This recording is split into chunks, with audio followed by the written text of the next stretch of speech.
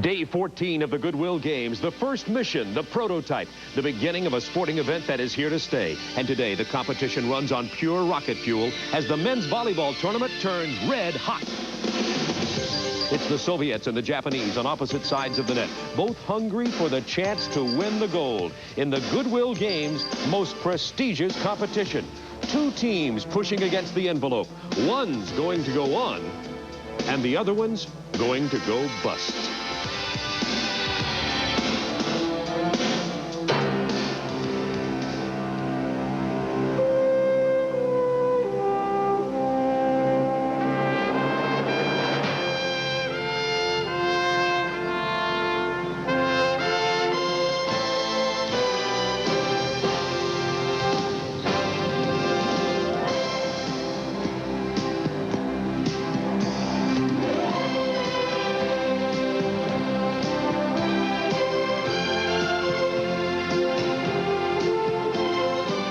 Turner Network Television proudly presents the 1986 Goodwill Games from Moscow and from Madrid.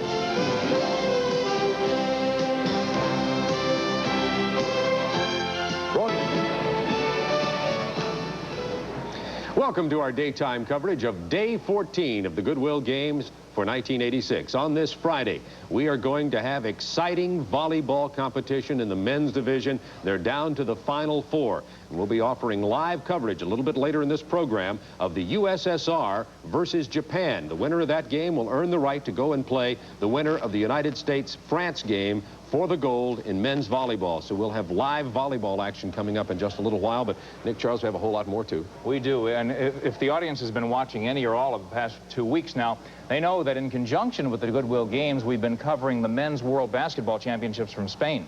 And now there are only 2 teams left to battle for the most significant basketball prize in the world. The U.S. team had stumbled and staggered at times, but an airtight defense has carried the Americans through to the brink of a world title.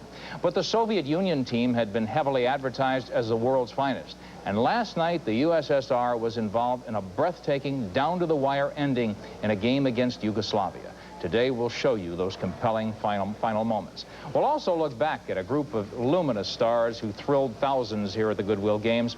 All the world champions of figure skating put on an unforgettable exhibition, and we'll have the brightest moments for you today. Also ahead, our first chance to show you the ancient martial arts discipline of Judo. Steeped in tradition, mysterious at times, a sport involving high skill and enduring principles of defense. All of that's ahead today at the Goodwill Games. Bob? Well, if you saw it, you're going to want to see it again. If you missed it, then this will be a golden opportunity to see a historical moment in world basketball. One of the most unbelievable finishes in a basketball game I have ever seen. And believe me, I've seen a few basketball games. In just a moment, we're going to join a replay of the Soviet Union-Yugoslavia semifinal game in the World Basketball Championships in Spain. Stay with us.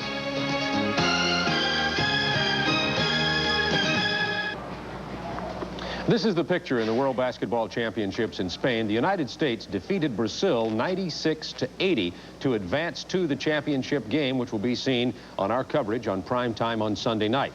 The Soviet Union was playing Yugoslavia for the right to meet the United States in that championship game. Now, the USSR and Yugoslavia have alternated winning the men's World Basketball Championship since 1967. To say they are rivals is an understatement. This game went back and forth. Soviets led, Yugoslavians led. We're going to pick it up late in the second half. Just under 4 minutes remaining in the game, the Soviet Union down by 9 points. And here's a replay of that exciting finish. The Soviet Union with 3 minutes and 56 seconds to try and pull this one out. Bobby Knight, do you think they can do it? Well, I think a lot of it will depend on the Yugoslavian ability to spread the Soviets out with the 2 Petrovics taking the ball to the basket. I think they've got to come off Sabonis offensively, bring the Yugoslavian center out away from him, let him stay in the lane if he wants to. That gives him an automatic release and an opportunity to use up some time. Sabonis with 16 points. What would you tell your team to do, Mike, offensively if you're Yugoslavia at this stage? Well, I think they have to get high percentage shots. A couple times they've come down and tried to over-penetrate, taking bad shots over the top of the Soviet team when maybe they should have pulled it back out, looked for a guy spotting up. Right now, patience, time, and score are the keys down the stretch here. 6-point lead, Yugoslavia. 3:45 left to play. The winner goes on to play the U.S. for the gold on Sunday. Foul reaching in Komicius. That's going to send Drazen to the free throw line. Komicius is trying to apply pressure, but he's not quick enough to apply the kind of pressure that's necessary in this particular situation. Rick, let me ask you this. Situation, 6-point game. Do you take it out on the side or let him go to the foul line? I would let Drazen go to the free throw line. He's shooting 80-70%. I would let him go to the free throw line. I heard that interesting conversation that you and Bobby had about that in a crucial game when you were talking about it. And I think it really depends upon who's at the free throw line. If you got a guy you have confidence in, I think you put him at the line and let him make the free throws. I tended to agree with your philosophy, Mike. I want to have the lead. Let the other guy worry about trying to catch me or beat me. 2-point shot does not drop for Tarakanov, who has come into the game. And wisely, Radovic pulls it out to use some of the clock with 3:25 to play and a 7-point lead for Yugoslavia. 15 on the shot clock. One-on-one game. Drazen Petrovic. Nice fake. He'll go to the free throw line. And he got Tarakanov to leave his feet and join the paratrooper club. And as we've said so often, you pay the dues when that happens. There he leaves his feet and the drop in on the move by Petrovic. They clear the entire right side of the floor. And because of his ability to handle the basketball, he gives him that little between the leg dribble, which gets him back to the center of the floor. They're worried about him turning the corner, going to his right. Instead, he comes through his legs and winds up in the lane where he can either score or create from there. Now, we said he's a good free throw shooter. He just missed 2 out of 4. Shooting 84% before this game. He is now 2 for 6 from the free throw line. A chance for the Soviets. 3-point try. No chance. They say it's going to be Soviet ball. I can't believe that call. The 3-point try was by Komicius, number 13. And a break for the Soviet Union on that call as Volkov comes in. And going out is Tarakanov, number 6, as head coach Vesemir Josic You think talks to the officials. Petkovic's collar's getting a little tight there? Volkov, offensive foul. I think the other official might have tried to help things out. Bobby Knight saying they traded off there because the outside official thought it was a bad call before. But Volkov is fouled out of the ball game. So that brings Tarakanov back in after a 2-second rest on the bench. Sorry to interrupt you on that one, Bill. It's okay, Rick. 3 minutes left to play. Radovic with the ball. Yugoslavia need not rush their offense here. Use that clock judiciously.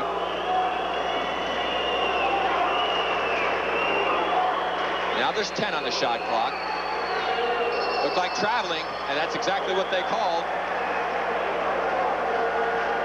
He's not performing too well going down the stretch here. Missed 4 out of 6 free throws. Sabonis misses. 3-on-2 for Yugoslavia. Drazen Petrovic scores. That's the way you do it. 9-point lead for Yugoslavia. Their biggest lead of the game coming at the 2:20 mark. 3-pointer. Walters counted. And a foul underneath going to be called against Brankovic. He will foul out of the game, and Sabonis will go to the free throw line. Another 4-point play, possibly. Let's see. Will it be Sabonis? Who are they going to put there?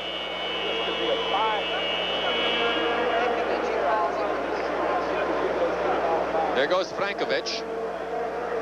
2:15 left to play. No, they say the foul and no free throws, but Brankovic is gone. Yugoslavia's ball. They lead by 6. 2:15 to play. Yugoslavia trying to move on to play the U.S. for the gold. Foul, silly one, on the part of Komicius. That's going to send Maybe trying to Radovic make up again. And Radovic has not shot particularly Maybe well. trying to make up again. That was a real quick one. Well, he has That shot was a fairly foul, well. though. 6 for 8 from the line is Radovic in this game. Now, of course, if Yugoslavia should hold on and win this one, now Bobby thinks they should take it on the sideline. Is that right, Bobby? Yeah, I think now just make them keep fouling. They're not going to get the ball away from the Petrovics out there, and make them keep fouling and use up the time. That'd be the way I'd go at it here. Well, the one free throw is made. That gives them now a 7-point lead, a chance to go up by 8, 2:09 to play. Mike, what would you do? Well, Rick, the biggest thing I was going to mention here is the Soviet team has been forced to extend their defense now over 75, 80 feet of the court, and they're not capable of doing that. They can't apply that type of pressure to the Yugoslavian ball handlers. Well, would you have shot the free throws? 3-pointer. Walters, foul underneath. Going to go against Divatse for pushing against Sabonis. Sabonis will go to the line. Would you have taken it out of bounds? I like putting the guy in the line if he's a good foul shooter and taking the free throws. I'll take the points if I have confidence in the shooter, Rick. Okay. Two interesting coaching philosophies. Bill, what about you? Let's see what Bobby has to say here. The one thing I don't like about taking the free throws is that the Soviets have a chance to come down and get a 3-pointer, which gets them an extra point in the exchange. And the Yugoslavians are fouling too much right now. Only 6 seconds elapsed, and they could have run 25 seconds off and still had a 6-point lead. Well, that's what makes coaching interesting. Yugoslavia's ball, 2:02 to play. Remember that if the Yugoslavians hold on, they will play an American team that beat them by 9, 69-60, in a very interesting game that saw the U.S. go out 19-2, only to have it cut to 3, and then they held on for the victory. So that could be a repeat confrontation. That's the hardest thing in a tournament, to beat one team twice. That's very difficult in a tournament. Petrovic acting and falling down. Radovic to the basket, knocked out of bounds. 1:38 to play. Let's see. Do they give him another 30 seconds on the clock? He had looked like he started to shoot. He's asking for it. He won't get it. That's what Chosic is saying, that he went to shoot, that they should get a new 30 seconds. And they are saying it right now. They went for the shot, so they get 30 more seconds. Shatura in the game will take it in for Yugoslavia, and it looks as though they're going to pull this one off. But they will upset the Soviet Union. And this, the game that determines the gold medal competitor for the U.S., Sabonis. Picks up the foul. They're calling it 1-1. Let's see what Chosic chooses to do here. I think Petrov wants to take it on his side. That's what they're going to do. I think Petrov suggested that, not the coach. Petrovic made the decision. They can go in the backcourt with it. It will not be a violation. They have the whole court to use. The Soviets are in big trouble. There's going to be a block call against Tarakanov. He can't believe it. Nor can the fans. Let's watch it again. I don't think the fans are real pleased with that call. And the man was definitely committed, I think. What do you think, Mike? He had started to take off on his move already before the defensive player jumped in. I think it was a good call. We're back live, and the fans littering the court with the paper fans that they were using to try and keep cool in this 90-some-odd degree heat here. And a very unhappy Soviet bench looking on. They are not going to play for the gold unless a minor miracle takes place. It's 1:27 to play. 83 for Yugoslavia, 76 for the Soviet Union. And this, a major upset here in the 10th Men's World Basketball Championships.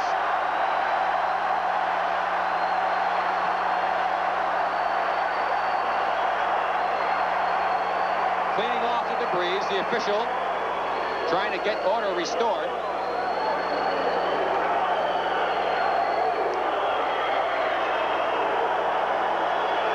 Should Yugoslavia hold on to win this game, do you think the United States will be properly prepared to go up against them? Oh, yeah, I think that you can use the second half of the game, Rick, between the United States and the Yugoslavians to get the United States ready to play. I expect them to come out very strongly defensively. Again, the Yugoslavians, like the Brazilians, have not played against any kind of defensive pressure here tonight. They've done a lot of things with their penetration that they won't be able to do against the United States defense. What would you tell your team if you're Chosic right now? Obviously, possession of the ball is most important right now. If they get possession, they want to run time off the clock, get good shots in the end. Well, that was the play again that caused the uproar. The fans still very upset about that play. And as the replay shows,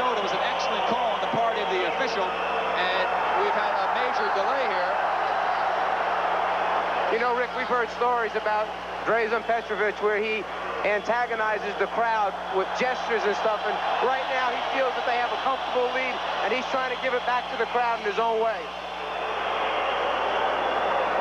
Well, bully for him. Yugoslavia's ball, 1:27 to play. They lead by 7, and they are that far away, 1 minute and 27 seconds to competing for the gold in a game against the United States. Now, is that a deliberate foul? Two-shot foul, it will be against Tomichus. That means they get the ball after they took the 2 free throws. They're taking it on the sideline. They're just calling a grab. They didn't call it intentional. I think that's what the Yugoslavians have to get right here. They have to, officials will call an intentional foul. They'll get both chances, and then they'll get the ball out of bounds at midcourt. Things are getting a little out of hand on the court right now. A very frustrated Russian or Soviet basketball team. Shot clock is at 15. They can use it up, and they're doing it wisely. Chutura with the shot and the basket, and that one almost popped out. A jubilant Čosić and Yugoslavian team as they lead by 9. Three-pointer, Sabonis. He has 20. 6-point lead, 48 seconds. Another three-pointer. Count it. Tinko-Ninko. But a foul called after the shot by Karakonov of the Soviet Union with 41 and 8/10 seconds left. Now, what do you do, Mike? Do you take the free throws or do you take the ball out of bounds? Take the ball. Foul shooter up right now. I'd put him on the line to take those 2 foul shots. They're going to take it out of bounds, however. 41.8 seconds. They're going to get Alexander Petrovic into the ball game. He comes in for Petrovic at number 8. There's the score, 85-82. It was 9 points just about 10 seconds ago. Rick, Yugoslavia has gone to 3 guards now on the floor trying to protect this basketball. Well, the minor miracle could come. The Soviets still have a chance. 32 seconds, 19 on the shot clock, 28 on the game. Foul being called against Tomichus. Alexander Petrovic was fouled. Timeout being called on the part of Čosić, the coach of the Yugoslavian team. 26 and 9/10 seconds. 3-point lead for Yugoslavia, 85-82. It's become very interesting.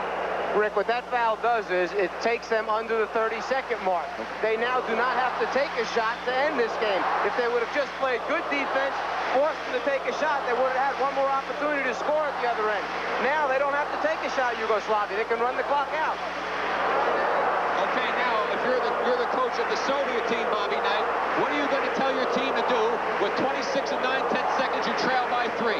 The Yugoslavians have shown that they're going to take the ball out of bounds. I'd just keep following on the inbounds pass and not use up any time and eventually think that we can pick off a pass. I would not put any defensive player on the man out of bounds. I'd drop him back and play 5 against 4, looking to get the steal on every pass or commit the foul immediately in the attempt to get the ball right away. Not intentional, however, though. No, obviously not because you're in big intentional. trouble, Try right. not to make it intentional. Except for one thing, Bobby. The Russians don't, the Soviets don't have the kind of personnel that can apply the kind of pressure as you would use. They get it into the hands of Drazen Petrovic, their best ball handler. 24 seconds to So play. he's taking up too much time for the Soviet good. Good ball movement. Foul being called against, I believe, Bobby, Sabonis. that's what I mean. They don't have the kind of pressure that can stop the Yugoslavs from using up all the time. Head coach of the Soviet Union, Obukov, looking on. Sabonis with his 4th personal. 16 and 4/10 seconds remaining in this game. 3-point lead for Yugoslavia. They'll look for Drazen Petrovic more than likely, or his brother Alexander. The Yugoslavians do not have to shoot the ball. They led by 9, and the Soviets came back with 2 quick 3-point plays. That's Divatse with the ball. He shouldn't put it on the floor. They call a double dribble. There's the turnover. There's the pressure defense. They finally made something happen. Give them enough chances to take it out on the side. Something good may happen for you. Well, we said it would take a miracle for the Soviets to pull this off. They are on the verge of that miracle. They trail by 3. 11 seconds to play. Walters off of Sabonis. 3-pointer. Count it. We're tied.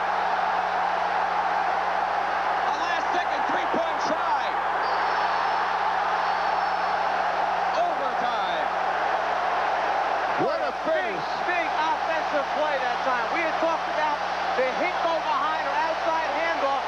There it was for a three-point shot. That's the third time they've run that move for a three-pointer today.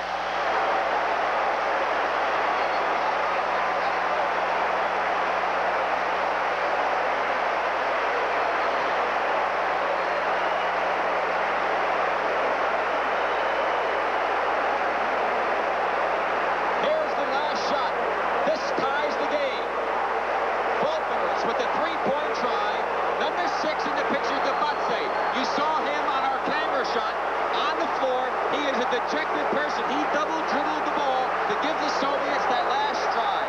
Should have never put it on the floor, Mike. They got the ball in the hands of someone that's not a ball handler. The Soviets did a good job of denying the other outlets, put it in somebody's hands who eventually turned it over. And here it is once more. Walters going to his left, nothing but net. We will go to overtime. 5 minutes left to play in the overtime period, of course. And there's the last-ditch desperation shot. We'll be back with the overtime period in just a moment. We are ready to start the overtime period. The Soviet Union pulling off a minor miracle, tying this game at 85. They trail by 9 with under a minute to play. And I think perhaps if some free throws were taken by Yugoslavia instead of the ball out of bounds, they only needed to make one, and they could have won this ball game. It's nice to have those extra points, isn't it, on the board? If we only knew what would have happened. So this time, perhaps the out-of-bounds strategy backfiring for the Yugoslavian team. Sabonis controls the tip. It goes to the Yugoslavians. Drazen Petrovic. And it's getting hot and heavy out there. A lot of bodies hitting the deck. The shot from the outside. Tarakana. The Soviets by 2. The Soviets just look like they're playing much looser right now. They're out running, kicking it ahead, shooting that transition jump shot, which they're so used to doing. We haven't seen them all game playing like they normally do. Walters with a big defensive play for the Soviet Union. Remember, Sabonis is playing with 4 personal fouls for the Soviet Union, number 15. And they've already lost their leading scorer, Kurtinitis. Debatze with the foul from behind against Sabonis.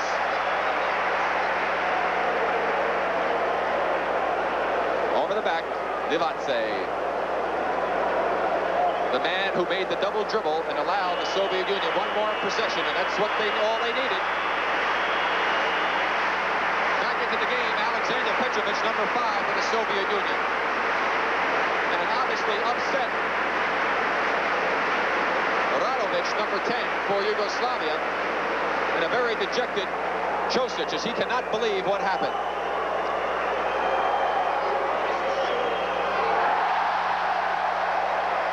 In international competition, the penalty goes on into the overtime. You do not get new fouls, so that's why they have Sabonis at the free throw line. Judo with the rebound, and yet another player hits the deck on that exchange. Rick, for coaches who have never played with the three-point shot, it's such a different strategy. The game is never over. You always have a chance at the end. It makes for much different coaching philosophy having the three-pointer. Three-point try, counted for Petrovic. And Yugoslavia has tied the game at 88-29 for Drazen Petrovic. 3:45 to play here in overtime from the Sports Palace in Madrid. Sabonis. Debatze with the foul. Shutura has his jersey stretched out. Sabonis hit the deck. Foul right there by number 6. And there's Sabonis stretching the shirt of Shutura. He'll be at the line. He has 21 in the ball game. 3rd foul, as you saw, against Debatze.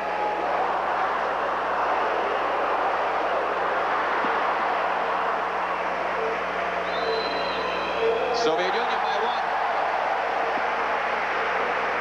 That tells the story. At least for the moment. On a dramatic comeback by the Soviet Union, and the second free throw this time was missed by Sabonis, as he's only able to hit 1 of 2 for the second consecutive time. 3:30 to play, overtime.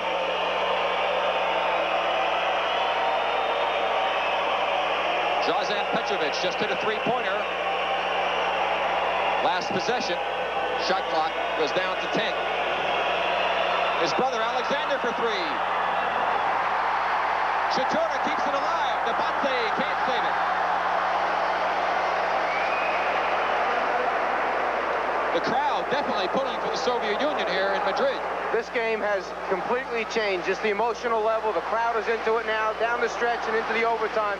This game has been very exciting, Rick.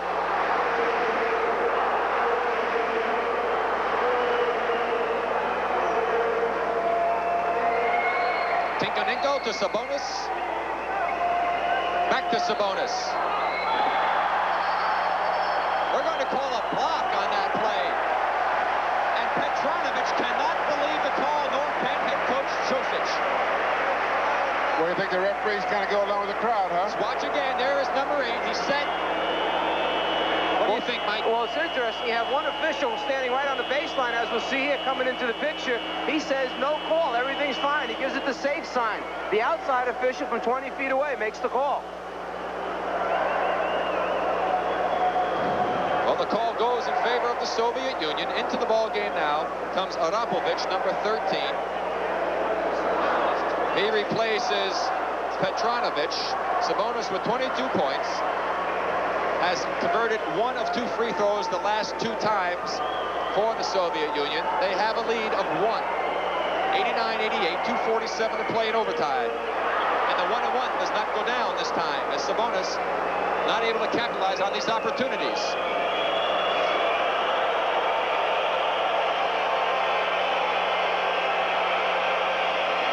Petrovic, his brother Alexander. That's Shachura. Debatse, strong move, count the basket. And perhaps that may be the basket to help him to feel a lot better about the double dribble. Nothing will make him feel better about that double dribble, Rick. There's the move again. He just hope they win the game so that it hasn't made him lose the game, but he'll never forget that one. The foul goes against Tinkonenko. And so Debatse with the chance to give the Yugoslavian team a 2-point lead. Now he has something else to think about, as it will be the Soviet ball. They trail by 1. 2:20 left to play now here in overtime. The winner of this game plays the United States for the gold medal on Sunday night. Soviet Union, if you just joined us, came from 9 down with a minute to play to tie the ball game and send it to overtime. They did it with 3 3-pointers. Tinkonenko. Big rebound for Debatse. The loser plays for the bronze medal Saturday night. The foul against Suk, number 5. Now, is he going to shoot the 1-and-1? Let's see what the decision is. One thing that I think here about the loss of possession at the end of the game, Yugoslavia, if they're going to take the ball out of bounds on the free throws, has to get their 5 best ball handlers in the game, and they didn't have them. They had the big kid in there, and there was no need for that when they're taking the ball out of bounds. Very good point, as Drazen Petrovic misses the free throw. He has been very inefficient from the free throw line. He's 2 for 7 now, Bill, exactly right. And he was an 84% free throw shooter coming into this ball game for this tournament. Some very costly misses by 2 key players, Sabonis and Petrovic. Sabonis is fouled by Debatse from the back. He'll get the 1-and-1 opportunity again with 1:35 to play. 4 You think he'll make these 2, Rick? Debatse. I tell you, Bill, the way he's shooting, I don't know. That's 5 fouls on... Now they say, right, 5 fouls on Debatse. He goes out. And Lanovich, number 10, comes in.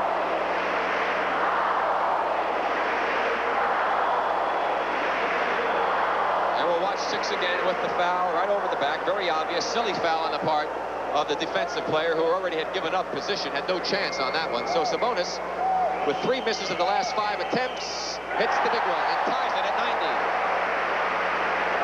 1:35 to play. We're in overtime here from the Sports Palace in Madrid.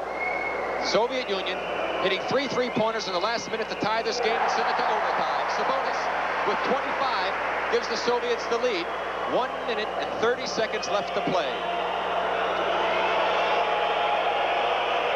I don't think there's much question where the ball's going to go right now. It's just a question of how they're going to get it into Drazen's hand. Alexander Petrovic challenges the big man, misses the shot as Sabonis made him think about it. A minute 15 to play.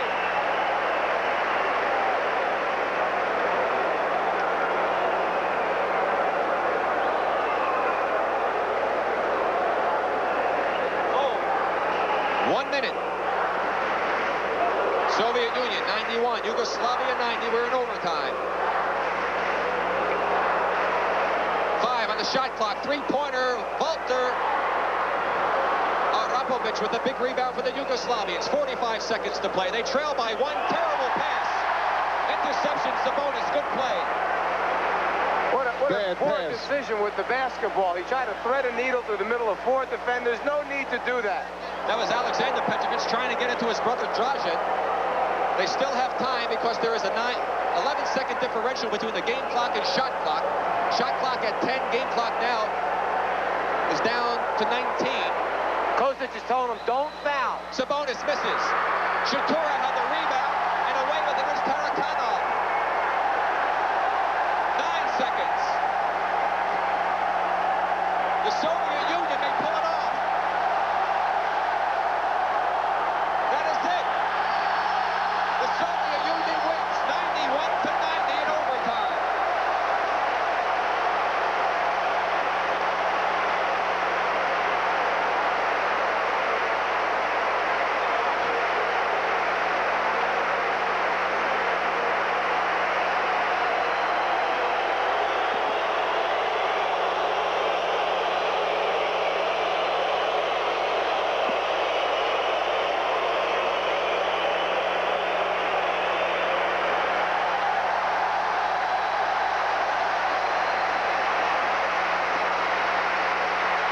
Dramatic a finish as you would like to see. The Soviet Union, trailing by 9, came through with 3 three-point plays to tie this game in the closing seconds, sending the game into overtime. They have won 91 to 90 in overtime. They will meet the United States this Sunday for the gold medal game. Yugoslavia will meet Brazil Saturday night for the bronze. What a thrilling victory for the Soviet Union. For Bobby Knight, for Mike Fratello, and for Bill Russell from the Sports Palace in Madrid. This is Rick Barry. The final again in overtime. The Soviet Union 91, 90 for Yugoslavia. The Soviet Union and the U.S. for the gold on Sunday, just like the women went up against them in the Goodwill games.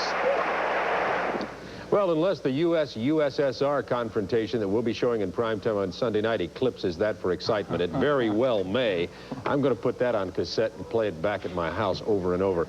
There may have been a team make a comeback like that, but I don't recall ever seeing one come back 9 points in 46 seconds. And Nick Charles, one of the reasons you don't see that sort of thing happen in American basketball very often, although it probably has happened somewhere, is that there's no option on the fouling situation late in the game as there is in international rules, and there would have been a free throw made by Yugoslavia somewhere had they had to take free throws. But of course they had the option to take the ball out of bounds, and it proved to be the wrong option for them. Well, positively spellbinding, there's no question about it. Now I think the interesting thing is looking ahead to the big one, Sunday. Will the Soviets come in having just grazing the sky there? Will they be flat after this? How do you possibly top it? It's easy to get up for the United States, I'm sure. And Bob, again, the U.S. team looking for that identity for so long. Now I think they found it, and the stamp is obviously defense. They're playing a suffocating kind of defense. And how do you see the matchup? Well, first of all, the Soviet Union team has changed. They are a fast break. They are. High-scoring offensive machine with good ball handlers. That's not like Soviet Union teams prior to this. I think there are 2 or 3 questions that I have. How will David Robinson play? Sometimes he's great, sometimes he's not great. Very hot and cold. How will Arvydas Sabonis play? He's the same way. He's hot and cold. Those 2 big men will determine something. Tyrone Bogues, the 5'3" guard from Wake Forest, has just created nightmares for the European 6'5", 6'6" guards. They don't know how to handle a 5'3" ball-hawking, ball-stealing guard like Tyrone Bogues. Valdis Valters is the point guard for the Soviet Union. He's 6'5½". He is not all that agile, although he runs the floor pretty well. I think he'll have problems with Bogues, and the only other thing that I would say is the United States is going to miss Steve Kerr. He injured his knee. He's been taken back to the United States for further examination. He's the long-range bomber. Kenny Smith has not been shooting well the last few games. That's the way I see it. Those will be the questions that have to be answered. Good analysis. I think the depth at guard is a question, very definitely. And also, I think what the U.S. has to exploit is their quickness. You mentioned the Soviets do like to run, but I don't think, as Bob Knight said, they have the overall quickness defensively to cover the floor. So the U.S. has to do a masterful job designing their offense, try to run it but stretch that defense. And you got to do that by hitting those three-pointers. And once again, without Kerr, it's going to be difficult, but we'll see. That's what makes it dramatic. We can't talk about this all that much longer, but I could talk about it another hour. The 1982 championship game, United States, Soviet Union, Glenn Doc Rivers, now with the Hawks, missed at the buzzer, and the Soviet Union won 95-94. And the big point, again, is unlike a lot of Olympic competition, the World Basketball Championships are the most important thing on earth to other countries. It isn't winning an Olympic gold medal, it's winning the world title. So as far as teams being pumped and ready to fire, we got the matchup we wanted, I know that. Sunday night, prime time. We'll have the coverage for you in a moment. We're going to rejoin some of the beautiful, spectacular grace and lines and beauty and artistry at the figure skating exhibition that proved to be the hit of the Goodwill Games in terms of crowds here. We'll check in on the ice dancing in just a moment when we return.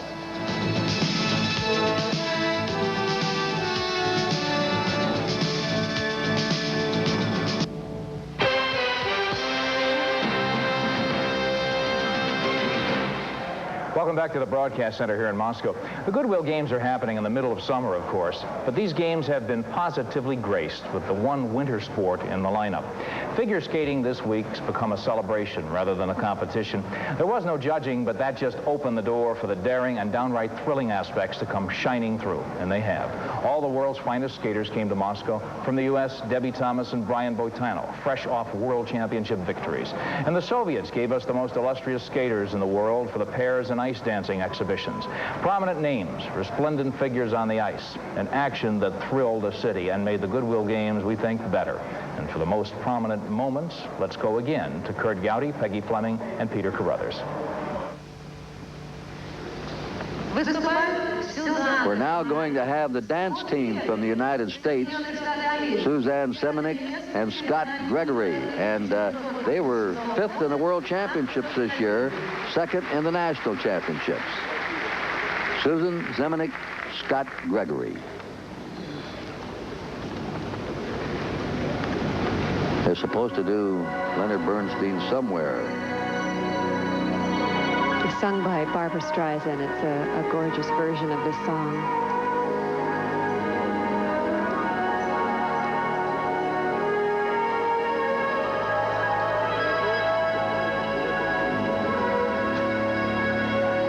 They both live and train in Wilmington, Delaware.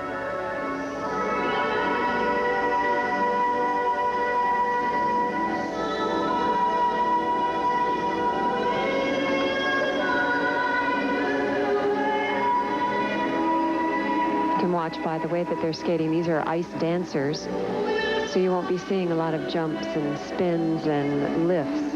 Ice dancers do very difficult choreography. Is speed important in ice dancing, Peggy? Very much. That shows the difficulty of the steps. If you can do those steps and be close together and do that with speed, that's showing the judge that you are very good at what you're doing.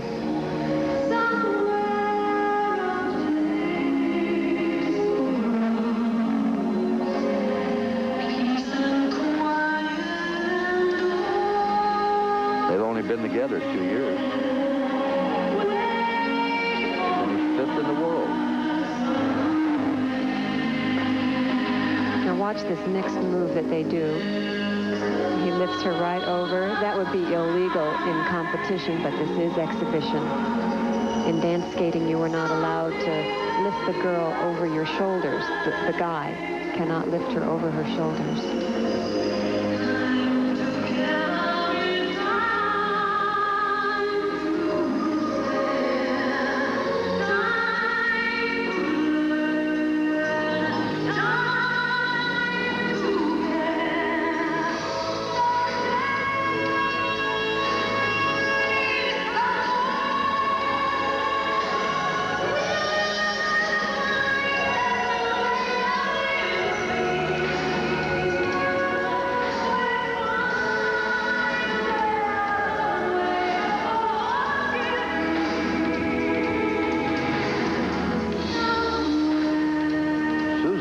originally a roller skater. Got bored with roller skating. She'd won roller skating championship and turned to ice skating. Yes, well, I think it was a wise move. Yes.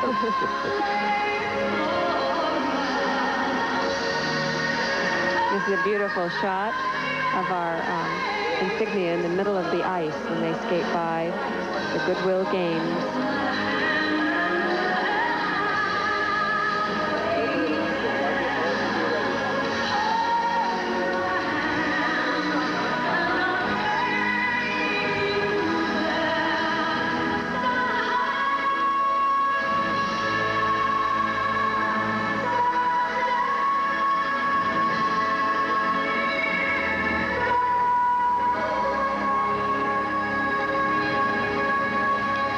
They just have such a sparkle to their skating. They look like they're having a lot of fun. A beautiful number.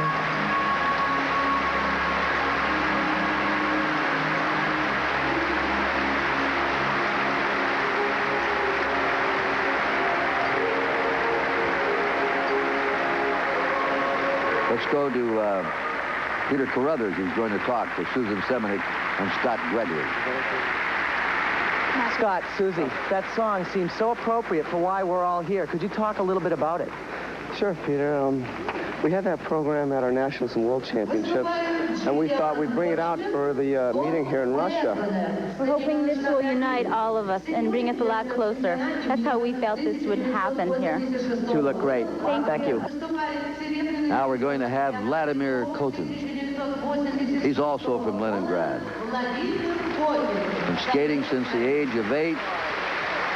He liked hockey. He wanted to play hockey instead of being a figure skating, but his mother pushed him into figure skating. 4th in the World Championships in the men's figure skating this year. 2nd in the European. Boy, this is unusual to see a Soviet skating to something of Michael Jackson. Billie Jean.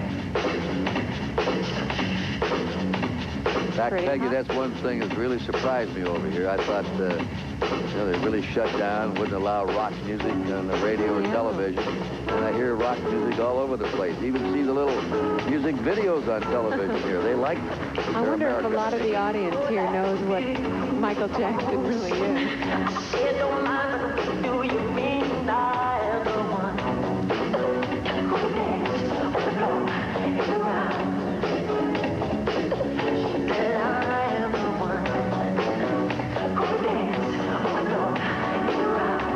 Soviet skating Michael Jackson. Well, the audience is getting into it.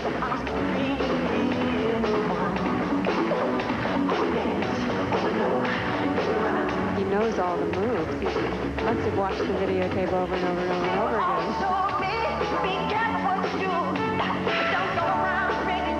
The triple toe loop. Pretty hot stuff.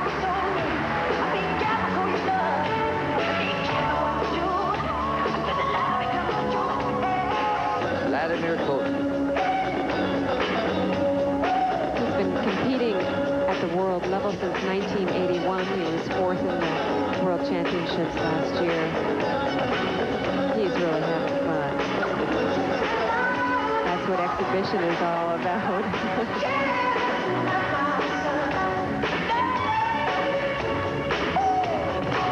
He's even got the white glove on, too.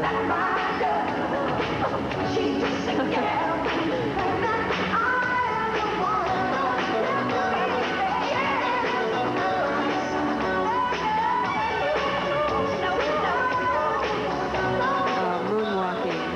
That's one thing we can do real easy on the ice.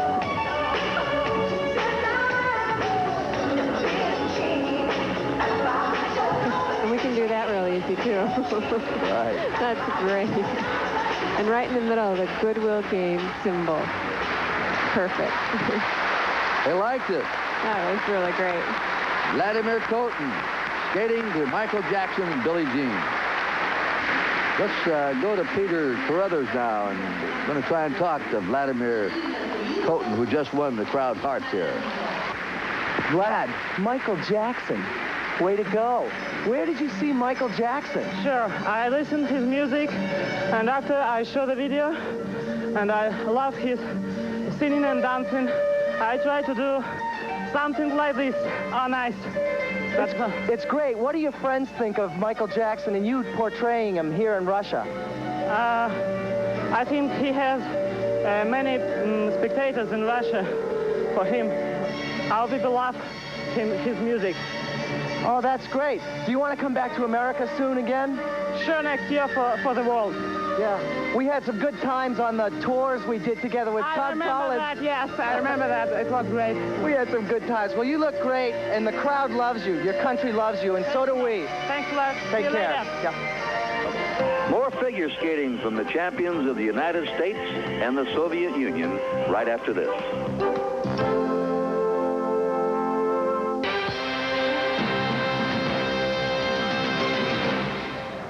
We have a further update for you now on the condition of Steve Kerr, the American basketball player from the University of Arizona who was injured in the game against Brazil. Steve Kerr had ligament damage to his right knee, and Lute Olson, who's Steve's college coach and the head coach of the U.S. team in the World Championships, said that Steve has been flown back to Los Angeles. He is probably going to undergo surgery on his knee and will probably miss next season at the University of Arizona.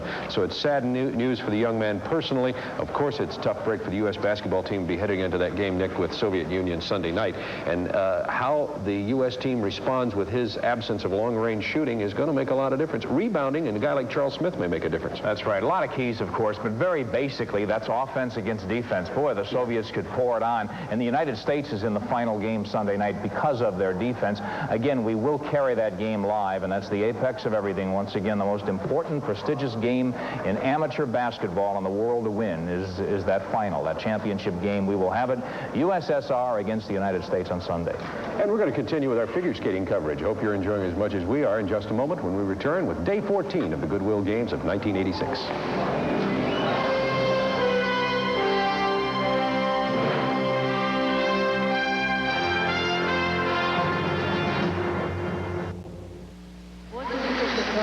Now here is Viktor Petrenko, the older brother of the Petrenkos. He's 17 years old, lives in Odessa in the Ukraine, trains at the Labor Sports Club there.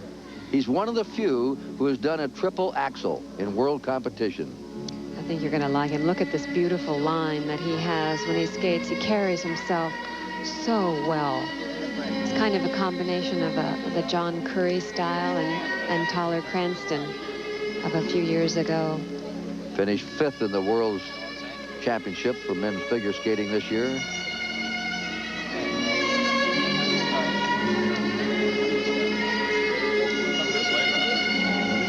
He's someone that really finishes off a move. Like, watch when he's stroking it's a full line of an extension of the leg. His arms are in a good position and holding up in the body. It's a beautiful double axel. Very good. Didn't that look easy, Kurt? Oh. Made it look like anyone from the audience could go out there and do it. Oh, sure. The composer is Shostakovich. That's an unusual move to see a guy do, is a layback spin and then go to a back cross layback spin. Very unusual choreography.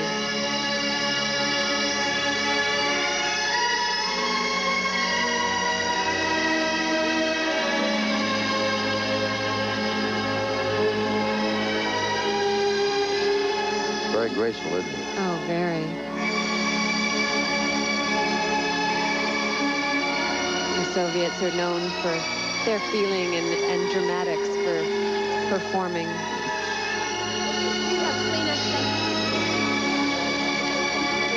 I think the lighting's beautiful here tonight, Peggy and the Sports Palace. It is. The colored lights on the side, it adds a lot.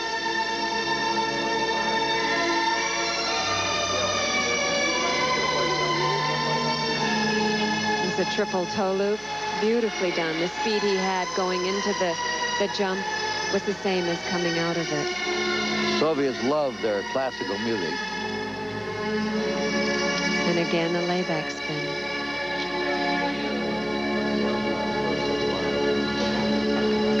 A very elegant number. He's going to get a big hand.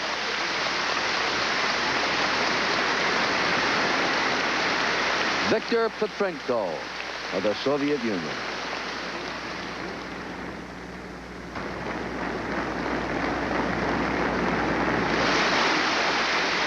Scott Williams of the United States, who's born in Alaska, lives now in Redondo Beach, California. He was 9th in the World Championships this year, 2nd in our national championships.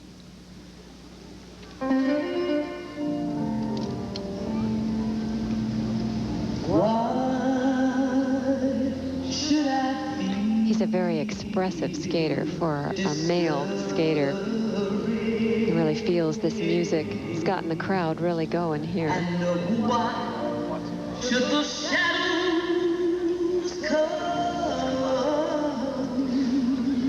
That was a triple sow cow. Had a little problem on that landing. His idols in sports are Marvin Hagler, because he's impressed with Hagler's drive, and Edwin Moses, because he's so consistent.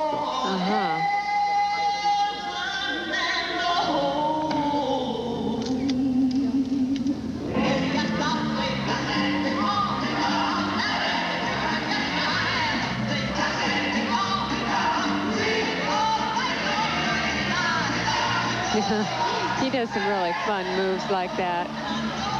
Doing the splits on the ice, sliding down, that's very difficult to do. I don't think I've ever tried that.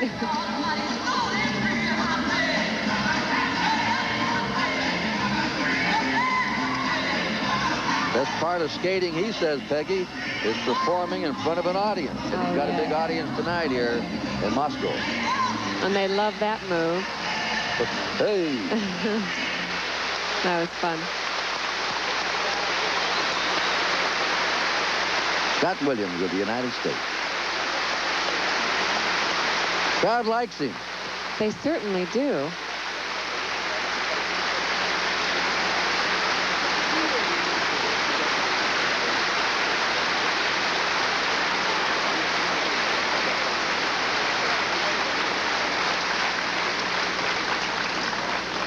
Выступая в бронзовые призеры чемпионата Европы 1986 года в танцах на льду Наталья Аненко, Генрих Сретенский, Советский Союз.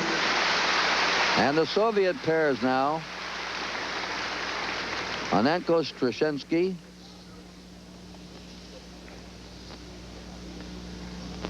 and Genrecki Stratensky.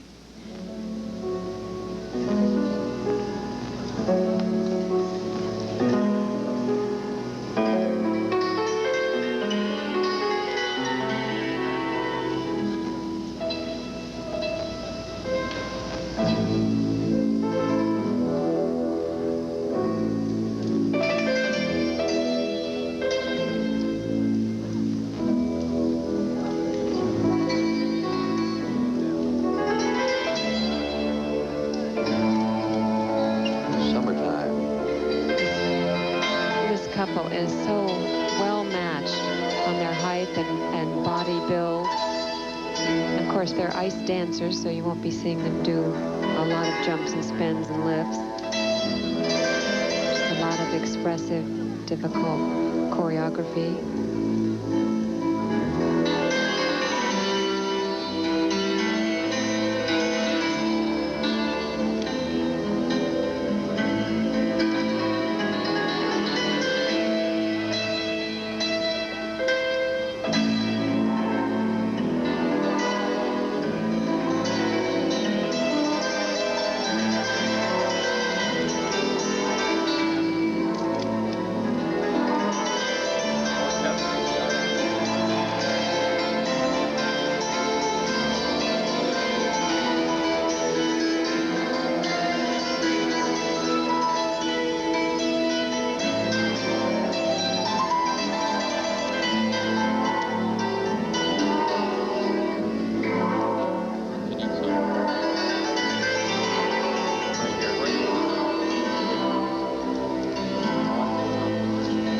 Such an appropriate number for them to do here. It certainly is summertime. The last 3 or 4 days, it's felt like November. I know. But we have to remember it is summer, Kurt. Right. Although it is raining outside, but...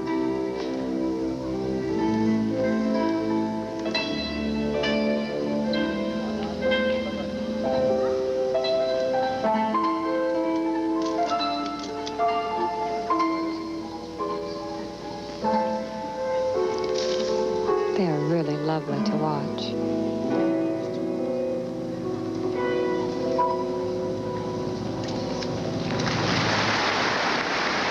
Very beautiful. Real easy to watch. They weren't out there trying to really kill themselves for us. They were just skating and making it look easy, making us feel real comfortable. Anenko and Sremski.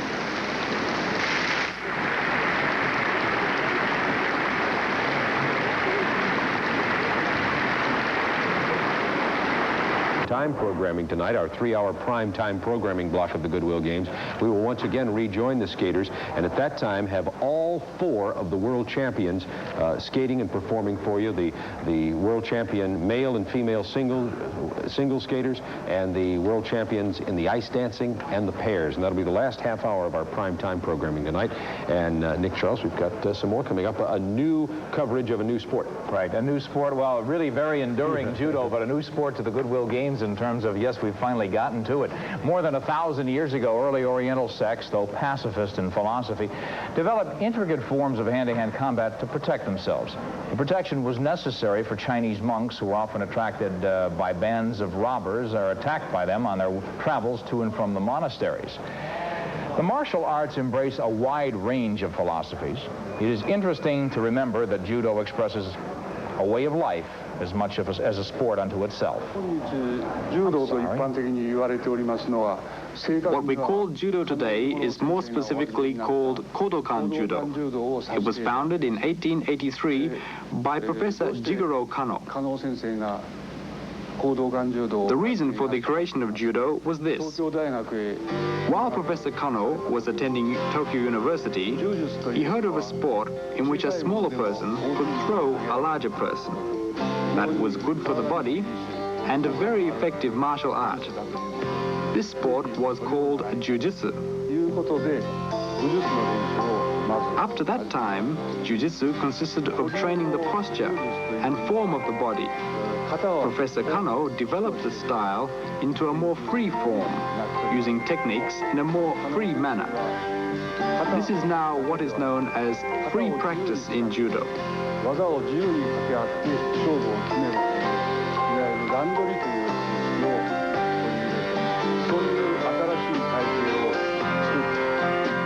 This new form was not only confined with the use of the body, but also with the use of the mind.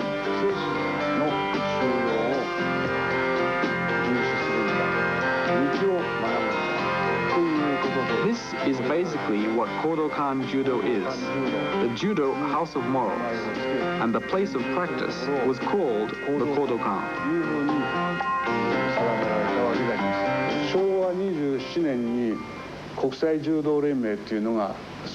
In 1952, the International Judo Federation was founded, and of course Japan became a member. From that time, there were calls from many nations around the world for including judo in the Olympics. In 1964, the Olympics were scheduled for Tokyo, and at that time it was decided to make it the first Olympics which included judo. The rest is history.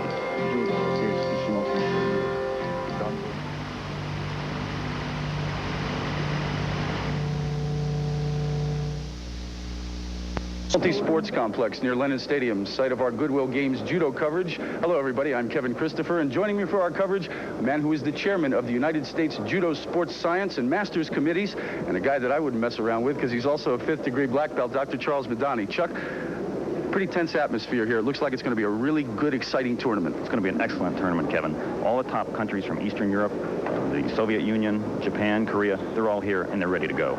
How about assessing the chances of our American contingent here at the competition? Well, in the 209-pound division, Bob Berland from Chicago, Illinois, our 3-time national champion, is going to be fighting in a weight class that he has never really fought before in a major international competition.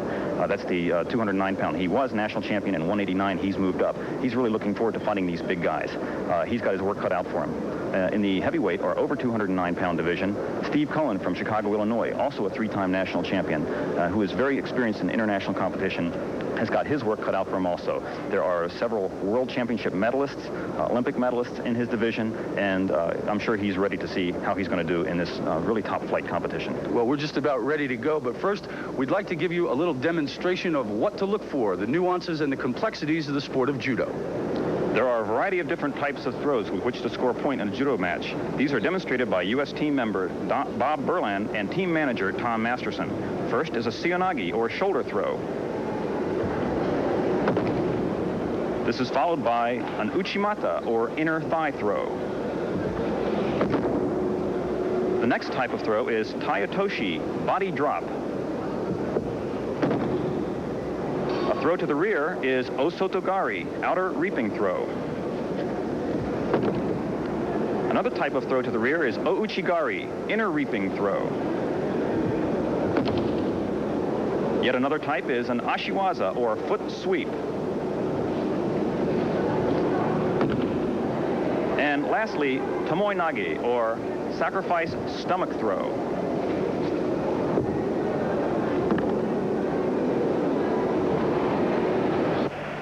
Here you get your first look at the USA's Steve Cohen, competing in the 209-pound and over category. Cohen, 31 years of age, from Chicago, Illinois. He's competing against Ivan Furak of Czechoslovakia, a youngster at 22.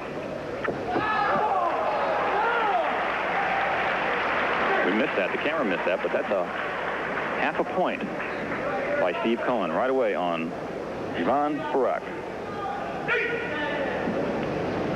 The things to watch for in Steve Cohen is, first of all, how big he is, yet how fast he moves, his upper body and lower body.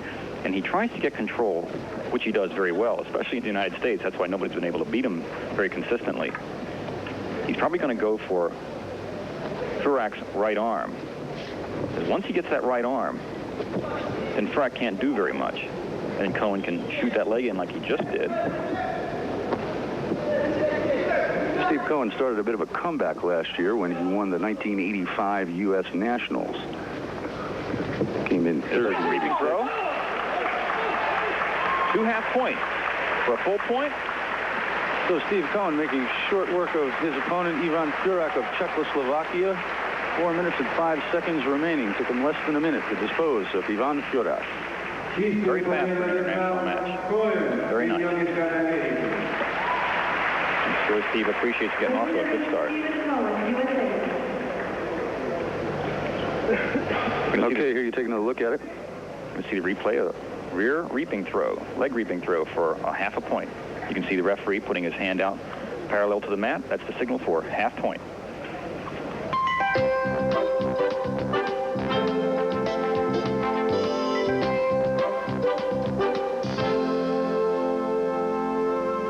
You that we're about to go live to the men's volleyball game between the Soviet Union and Japan, and the winner of that game will advance to the championship game and earn the right to play the winner of the United States-France volleyball game. The volleyball competition for women, first of all, and now men, has been really hot here.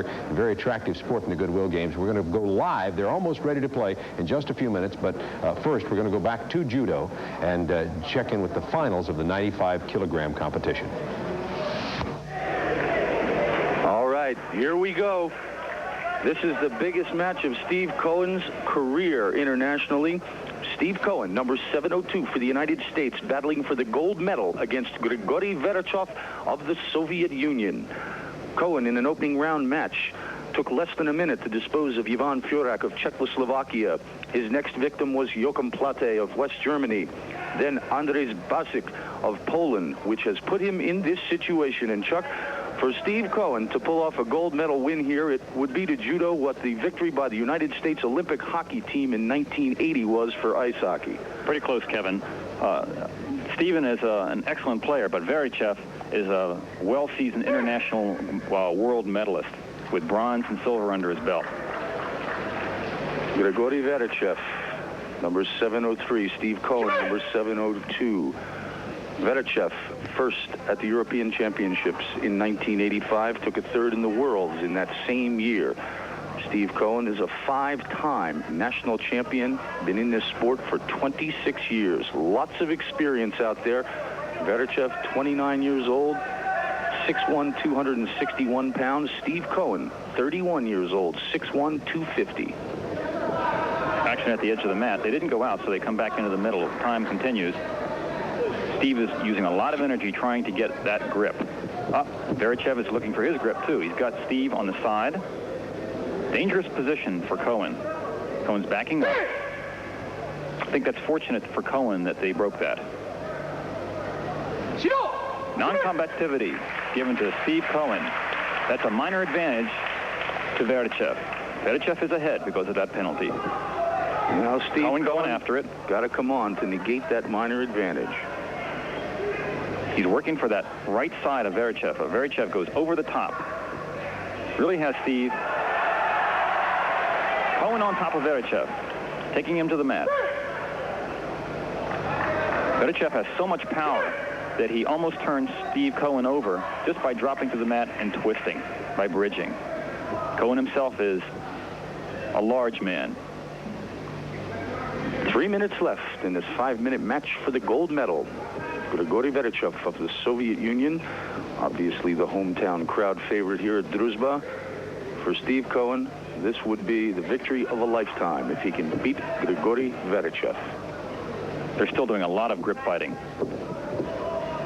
As we've talked about, grip fighting is the heart and soul of the beginnings of judo. If you don't have your grip, you cannot throw. Score by Verichev. A major advantage by Verichev. Verichev is on top of Cohen. A pinning position by Verichev. 30 seconds is all he has to pin Cohen for. Cohen seems to be tied in very tightly. He's not moving very much. Verichev is really solid. Cohen's in a very bad position. Keeps on fighting, twisting. Cohen's got his right hand caught underneath Verichev's neck. Still trying to move with just his left hand against a man who's been almost a world champion, a bronze medalist and a silver medalist in the world championship. Cohen's in very bad position now. Can hardly move. Full point by Grigory Verichev. And there is Steve Cohen. And the gold medal to Grigory Verichev of the Soviet Union. Nonetheless, a fine showing in this tournament for Steve Cohen. He is the silver medalist. These men have never met before. This was the first time they have fought. Verichev pleasing the hometown crowd with a big victory here. With 1:53 remaining, he gets the full point over Steve Cohen of the United States.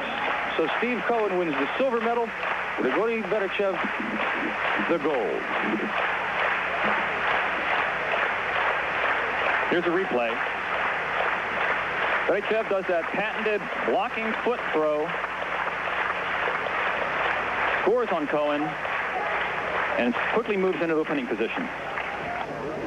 So once again, the winner of the gold medal in the 209 pounds and over category is Grigory Verichev of the Soviet Union, but Steve Cohen put on quite a show for his American fans. And now let's go downstairs to my colleague, Dr. Charles Madani, who's standing by with the silver medalist, Steve Cohen.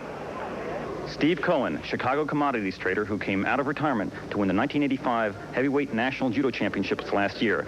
And now he's won his first world-class medal, and it's a big one. At the 1986 Goodwill Games in the heavyweight division, a silver medal. He really came out rolling. Yeah, today everything went well.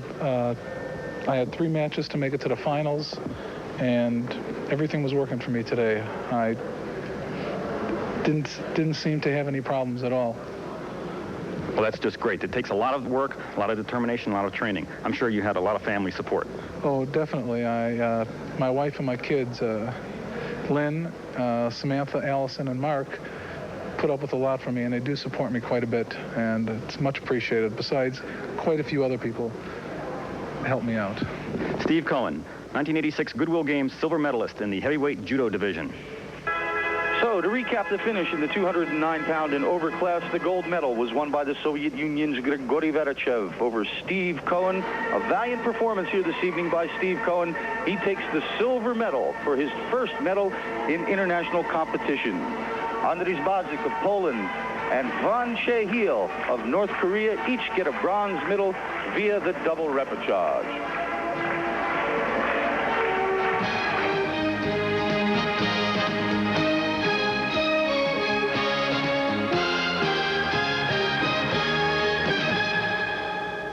The cockpit, I guess. Let me tell you. I'm going to take a little break and get ready for tonight's volleyball game that we're going to be showing, the United States and France. France is an interesting volleyball team, and I'll just say this one thing before I go, and that is that France is very similar to the United States volleyball team prior to the '84 Olympics when the U.S. team arrived. That is that they're new, they're big, they're powerful, they're heavily motivated. They played a tremendous match with the Soviet Union before losing earlier in this tournament. So that'll be on tonight. But right now, of course, we're right in the middle of that live USSR Bob, game. I've been here 2 weeks with you sitting here. You're going to have to tell me where you really go now for these 5 hours. I know you watched the whole thing. Not a chance. You going to write a little book on it when the games are over? You have to buy the book. I'll be the first one, believe me.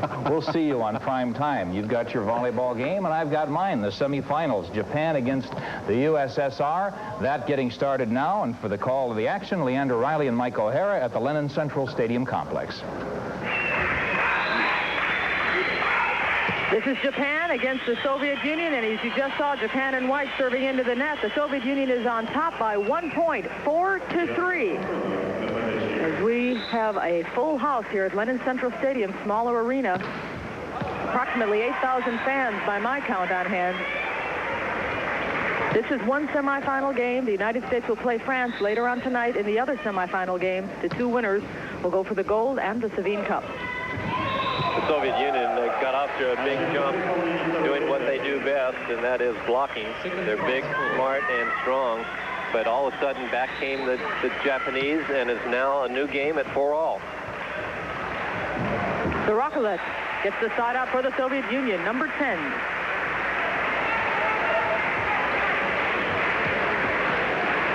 The Rocklet snapping, nobody up on the block, going to the second option. He's 27 years old, and he started on the national team back in 1982. The Soviets continue to play at the highest level, but they haven't improved as much as some of the other teams like France and the United States. And what a great match that's going to be in the other semifinal, France and the USA.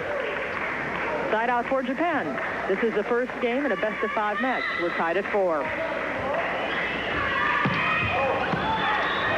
Another service error. Since the early 50s, the Soviet Union has been the king of the mountain in volleyball, representing the finest technique and the best athletes produced by the sport. When anyone beat them in a competition, it was a major upset. The United States accomplished that in pool play into the '68 Olympics in Mexico, but the Soviets went undefeated the rest of the way to win the gold medal. Poland caught them in the finals of the '76 Montreal Games and filched the gold medal from them. Excellent ding by Alexander Savin. Savin up a mile, just taps it over the block. 6-7, he does that well. Right back at you. Hole in the center of the donut. Side out for Japan. Iwashima at 6'1". The team averages 6 foot 2 inches, whereas the Soviet Union is at 6'5" per man. Side out for the USSR. We are still tied at 4. Savin proving that, hitting easily over the smaller Japanese block. This is speed and agility versus size and power.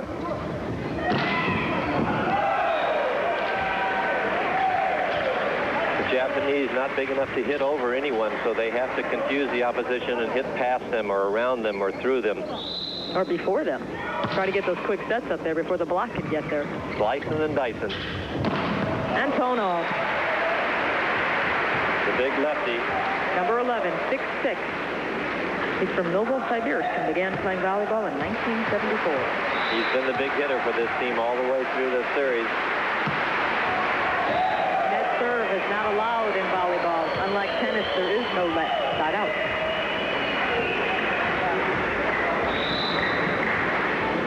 Akihiro Iwashima. The other big middle blocker, Vilde. I'm wondering if big is a redundant term with the Soviet Union. They're all big. Even the setter, Zaitsev, 6'3". He is the weak blocker on the team, however. As shown there. Saw. Yeah. Vildev and Zaitsev. The Japanese will try to exploit that.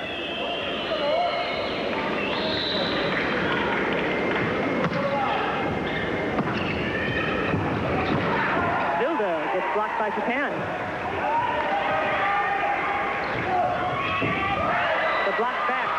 Vilda vindicates himself that out.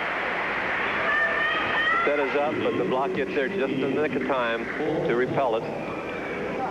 And although the Soviets are hitting the cover off the ball, they're only tied 4-4.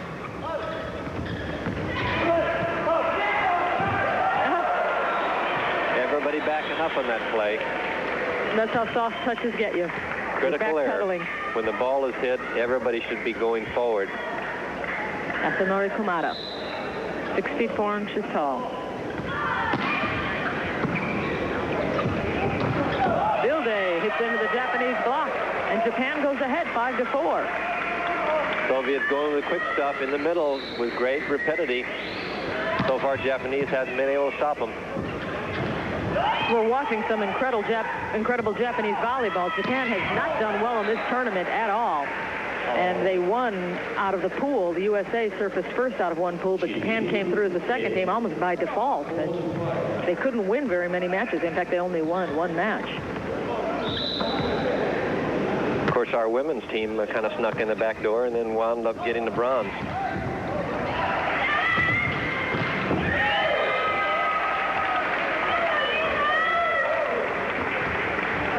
Quick left hand by the smallest player on the court, Furukawa, an excellent setter at 5'11". Everybody else in this tournament is over 6 feet. Yuri Panchenko.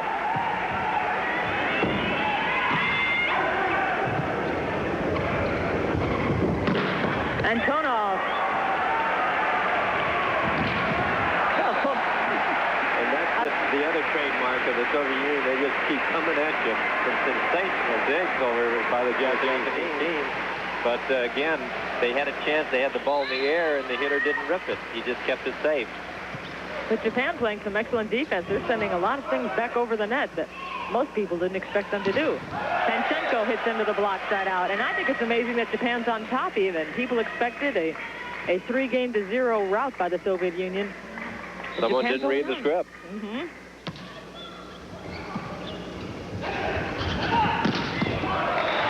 Panchenko. They get that ball up high in the air, and he just hits over anybody up there. Yuri Panchenko is 27. He began playing in 1971. He's been a member of the international team since 1974. Iwashima, number 2. This is my favorite, Hideharu Hara. As in O'Hara. He's a nice player, too.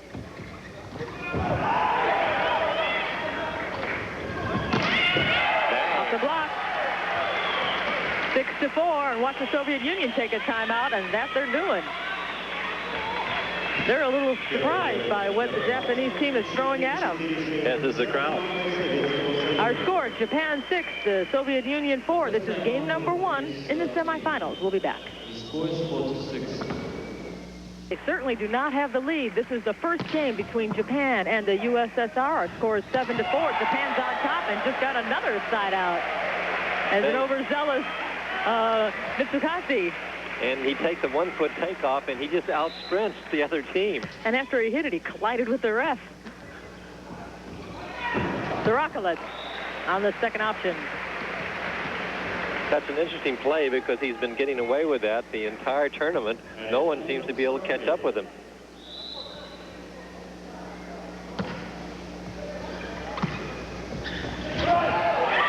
Pretty play. Inoue.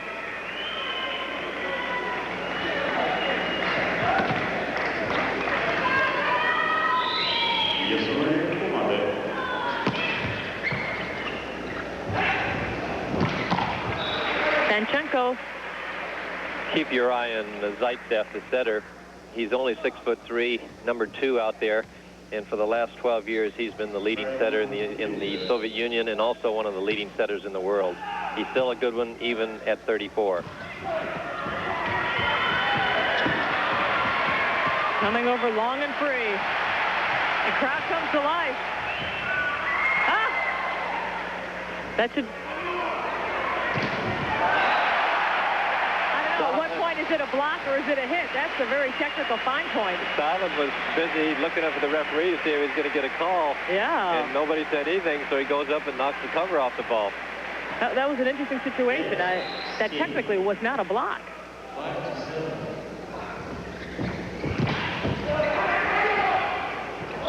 The Rocklet falls way over the line.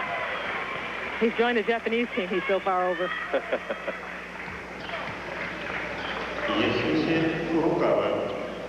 7 serving 5.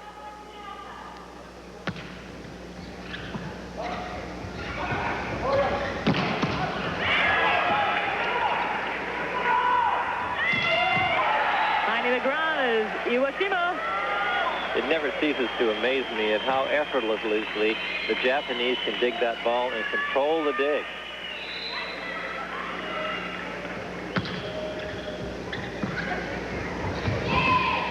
Penchenko dinks it. Japan's ready. Hara setting. Iwashima deflects it off the block. Another point for Japan. It is 9-5. They just keep chipping away at it. And again, controlling that ball, any dink is just consumed. Very seldom will any team dink the Japanese and get away with it. Substitution for the Soviet Union. Yuri Penchenko is out. Jan Lilipiu is in. They're both the same height at 6'6". Lilipiu a little younger at age 23 versus 27. Antonov, but it's answered by Japan. Ho-hum. It's still up. Hara lobs it deep. Lilipiu. They can't believe it. It's so tough. Usually if you get the ball well hit past the block, it's not coming back, but it's like hitting against the backboard. What great defensive players the Japanese are. They're just going to wear the Soviets out. I think that's their game plan.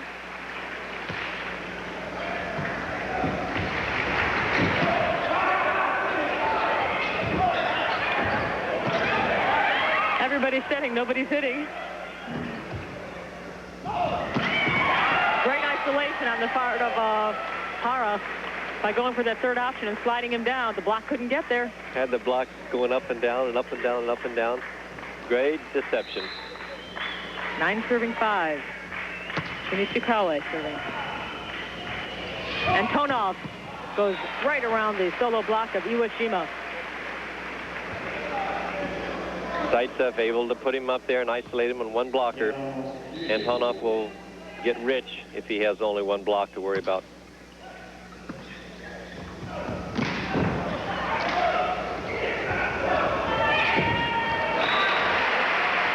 Not that time. Tried to wipe it off the block and out of bounds. It didn't quite go out of bounds. 6 serving 9. Jan Lilipiu.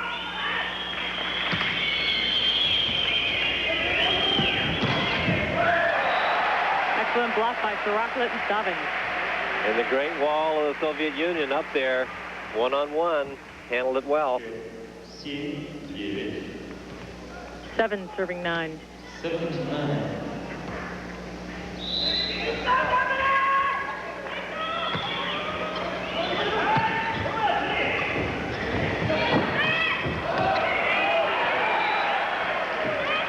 That's a real brush off the block hit by Japan. Cut back by Hara, and he gets rewarded by getting the serve. The Japanese team used to be sensational in the old days. They've had some hard times lately. I saw them playing Korea about 8 months ago, and they had a hard time beating the Koreans, and then they played them at home and lost to them. These whistles are deafening. Obviously, the crowd is pro-Soviet Union, but there is a small group cheering for Japan, and every time they start up, they get out-whistled by the Soviet numbers. Alexander Savin putting that ball down, 6'7", 29-year-old. He's been leading his team, one of the greatest blockers in the world. On offense, he hits a lot of soft stuff. Savin began playing volleyball in 1968 at age 11.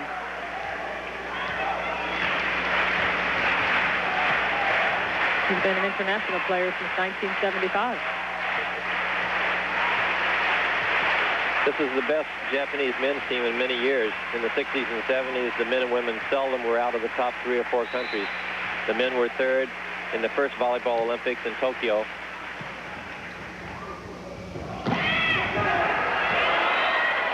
Hitting effectively off the block is Mitsuhashi. Iwashima back to serve. In 68, in Mexico, they came in second and won it all in 1972 in Munich. Surprisingly enough, they were also the tallest volleyball team in that tournament. And now they're the smallest. They were 6'4.5" in those days. Now they're 6'2". There are a lot of southern Japanese that were very tall. Tarakala tries to lob it over the block, but it's answered. Tarakala again, this time goes through the block. Soviets just keep coming at you, keep pounding, and sooner or later they figure they will prevail. That's what makes them the second best team in the world right now. We're really lucky to have such great teams. The very best in the world are here. Service is long for Antonov. Side out. Suhasi. Tarakala.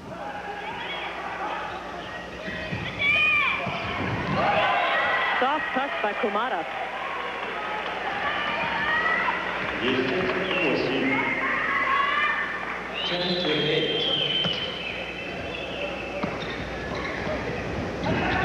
Tarakala. Right through the block that time.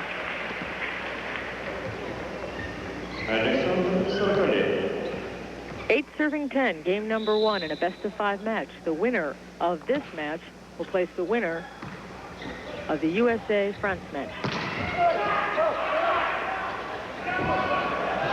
Zaitsev gets outblocked. Pushes it off the block and out of bounds. Smart move. That is not their strongest position, with Vilda setting the ball and Zaitsev spiking. Trying to hit. They got away with it.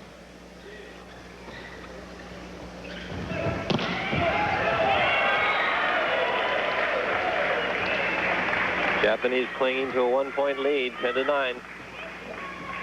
In Montreal in 76, they finished 4th after the great win in Munich. And then in 84, they came in 7th. Last year in the World Cup, hosted by Japan, they lost a lot of face by finishing 6th. 10 serving 9. Antonov dinks from the backcourt. What an athlete. In the World Cup in Japan last year, he was given the first team All-Star and also named the best server in the world.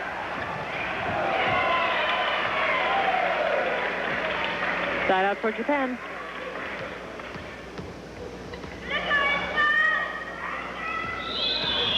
As you look at the court, you'll see 3 lines in the middle of it. One is obviously the center line, but the other 2 are called 3-meter or 10-foot spike lines. And players who are in the back court are not allowed to play in the front court, and that line's determined. You can take off in the back court and land in the front court, and some players have truly perfected that. Antonov is one of them. Hara, sparkling on that right side. They've been able to isolate him on a one-man block, and he's done well with it. Nishikawa.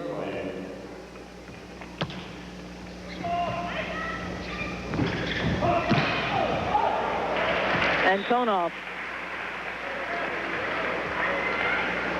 Antonov against Mitsuhashi at 6'1". And 6'6" for Antonov. You know who I'd put my rubles on? Whoops. Confusion. Vilde makes something out of it. I don't know.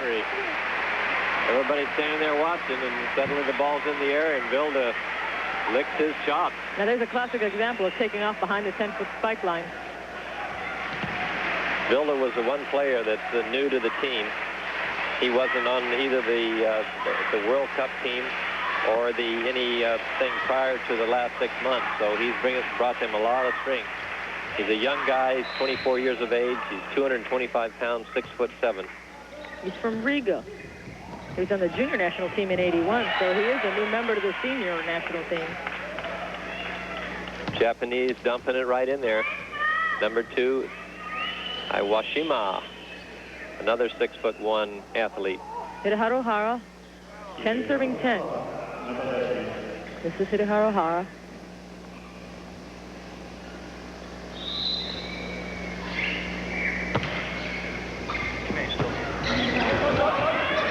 Savin passing. And it goes over and out.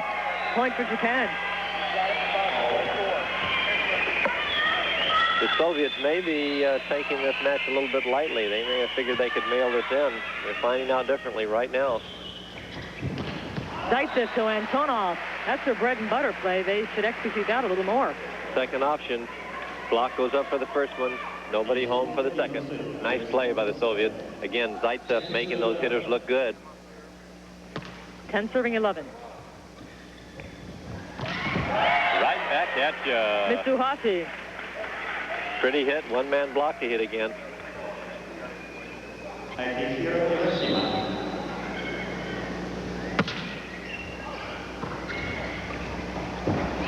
Zaitsev to Sarakulit. Japan gets it up. It's Kumada who gets blocked. Think by Hara. Antonov gets blocked. That time and they were Japan looking for him. is just not giving up. The Japanese have two good blockers up there. Very little deception. And the Soviet Union calls a timeout. They don't believe it either. Japan ahead by 2 points this late in game number 1. It's 12-10. The second timeout of this team. The score is 10-12. While you're away, Japan put a few quick points on the board, and they now hold a 14-11 lead, but there was a side out, so the Soviet Union has possession of the serve. Speed and agility is winning against size and power, and these Japanese players are digging everything that comes near them. The best server in the world, so named at the World Cup, was it, Michael Hara? In Japan in '85. And that's Antonov behind the line for the Soviet Union. They need him now. Sarakulit dinks.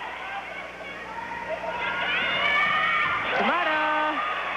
Great play by Kumada. He's the big 6'4" and here he stretches out and hits right through that wall. Couple of substitutions now for the Soviet Union as we rest on game point. Coming in is number 8, Valery Losev. Also coming in is Vladimir Skorikin, number 5.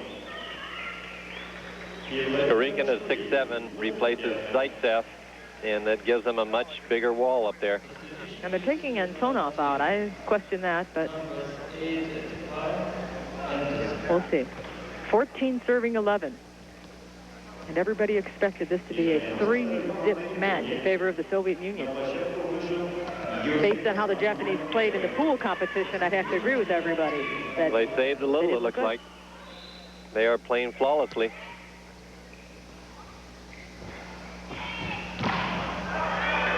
Block goes out of bounds, so once again, game point is denied to the Japanese team. Furukawa coming in the game for Japan. Yuji Kasama coming out. The quick-footed little setter in there, Furukawa. Got off the shoulder. Yeah. Down that line with strength. Savin actually couldn't move out of the way fast enough. Usually you're trying to move into the way. This time he's trying to dodge the bullet and couldn't. The Japanese passing that ball every time right where they want it to go. Setter has a lot of options.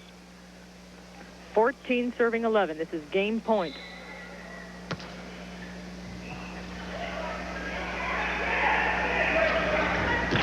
Lilipiu. And they're going to call net violation against Japan. See, that could have been a dynamite finish. Ball was dug right up into the air, right on the net. Raymond Vilde serving. Hara gets it back for Japan. Hara is explosive up there. Here it is. Set wide, down the line. Nicely done.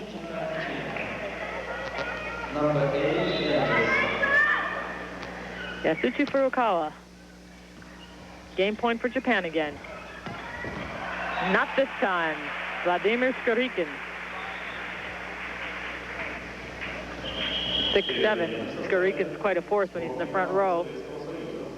Now Antonov will come back in. Certainly he should with his excellent service. Zaitsev will serve right now, the substitute for Skorikin. Antonov back in for the front row. Zaitsev back in the back to set and now to serve.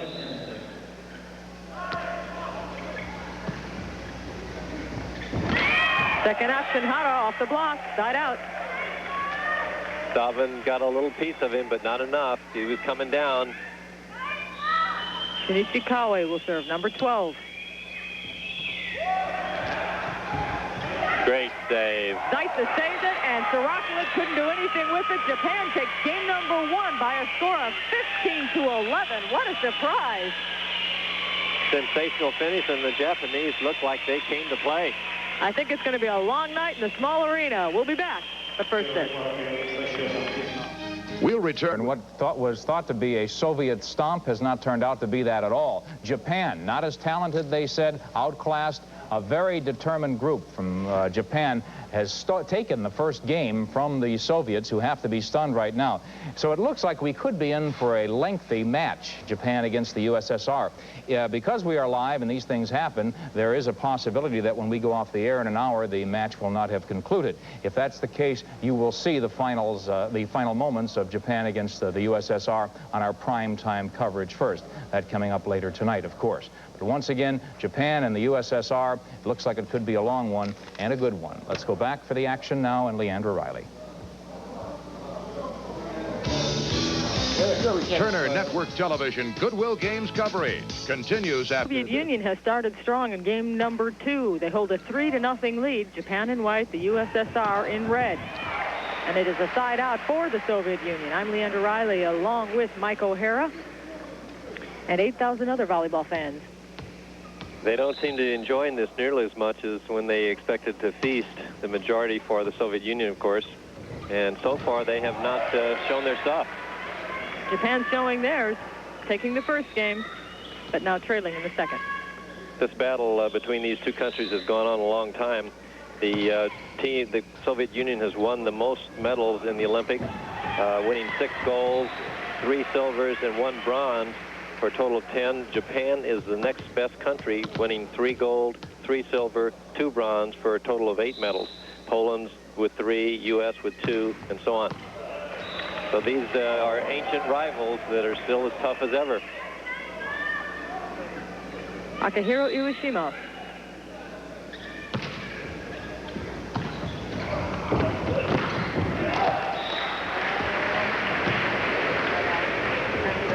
This is one of 2 semifinal games. What they're playing for here is a chance to get into the gold medal round. The loser will go into the bronze medal round. Now later tonight during our primetime coverage, you'll see the other semifinal game, and that will feature the United States against France. Again, the winner of that contest will go for the gold medal tomorrow, with the loser going for the bronze. The Soviet Union played France in the pool play, and it was a war, 5-game match, nip and tuck. Should be a good contest for the USA.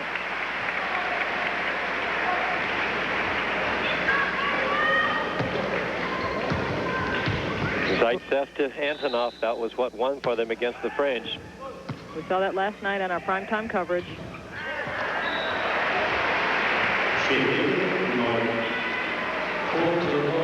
Four serving 0.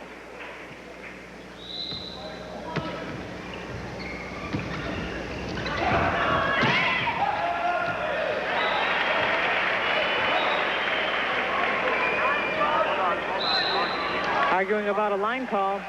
First referee is overriding a linesman. This is Joseph Regina. He's the first referee. And the Soviet Union takes the timeout now that they've got the momentum in their favor. It is 5-0. The first timeout of Japan team. Japan against the Soviet Union. Nick Charles said people were expecting a Soviet stomp. Well, I think we're in the middle of one. Japan stung the USSR 15-11 in the first game, and now the Soviets are stomping. It's 7-0. Japan in white, Soviet Union in red. This is one semifinal game with a gold medal match happening tomorrow.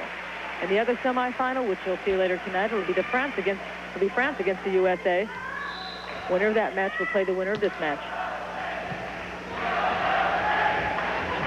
Hara.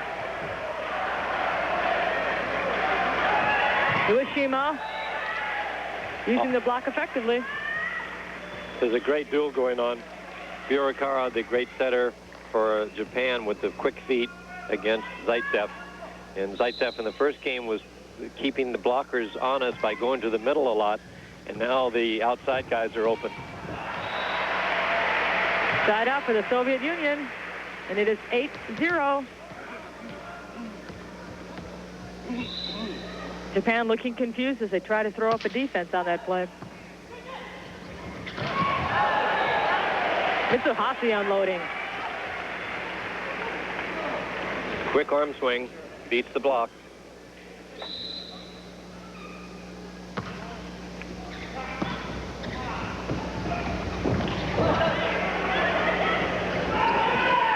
Kumada.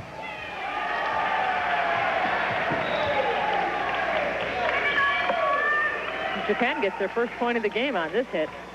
Japan having no problem in digging that soft stuff, and they snap it down. Finally on the board, 1 serving 8.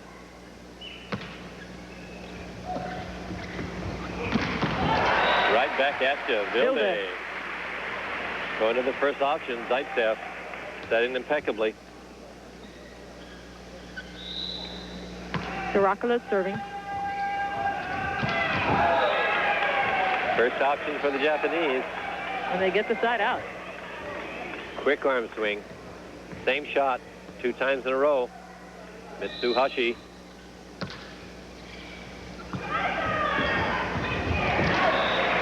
Zaitsev out wrestles number 10. Inoue. Inoue. 6'3" against 6'4" Inoue.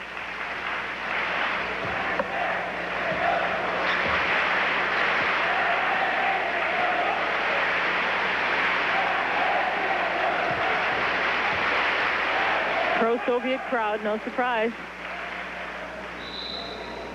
Volleyball is one of the 3 big sports in this country. They love it.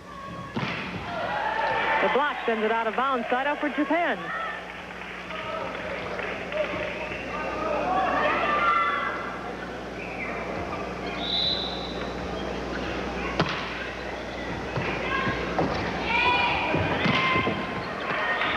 Side out for the Soviet Union.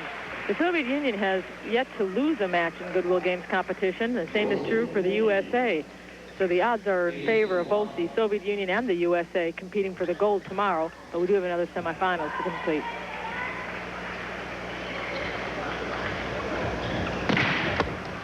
Panchenko hitting off the block 2 times in a row successfully. In this, he stretches out, gets good extension down the line. Substitution for Japan.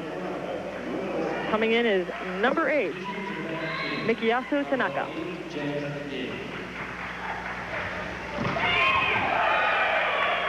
Inoue. In the Safin Cup, the USSR has won every time except once, and that was against Cuba in 1984. They have this annually. Home court advantage. The USA has never won the Safin Cup, which is what they are calling the Goodwill Games tournament. Every year the Soviet Union has the Safin Cup competition, and this year it is part of the Goodwill Games. So whoever wins the Goodwill Games also wins the Safin Cup, a distinction the USA has never had. Narragansett with a double hit, it looked like. But the officiating is permissive, and maybe that's better. 1 serving 9. Izuru Inoue.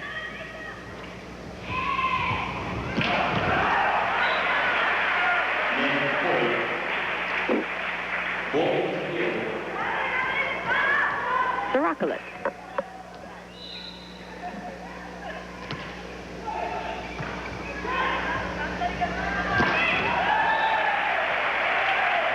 Snuck it past Vilde. Looked like he had the ball. He and Antonov were well blocked, but somehow got away with it. Hiraharu Hara serving. Zaitsev with the set. And that just went the wrong way. That's, again, there's a lot of verbalization going on as that pass is coming up, and the setter listens and reacts to it. That time, no one was home. Zaitsev hustling. Goes to Antonov. And the dink is misplayed by Japan. That was a freebie they got away with. Had a nice serve on him. In trouble. Nobody could touch it and control it.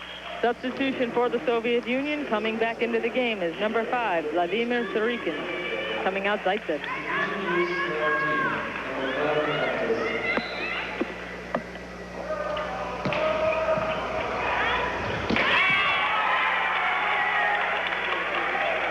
Mikiyasu Tanaka ending Antonov's serve. Substitution, Antonov will come out. Lozov will come in as a setter. Tanaka has been a real horse for them all the way through this tournament. I'm surprised that they kept him resting on the bench until now. Nice serve.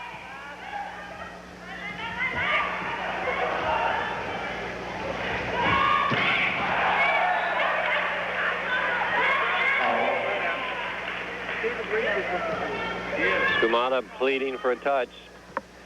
Big 3 blockers up there. Nobody did it. 9 serving 2. Alexander Savin. 10-2, and Japan takes the timeout. They're down by 8 points. We'll be back with more, but we have these words from our sponsors. The second timeout of Japan team. The score is...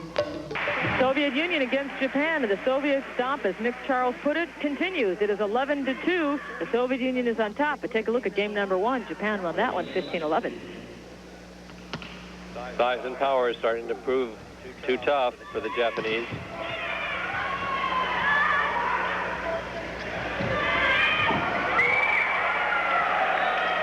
Hara.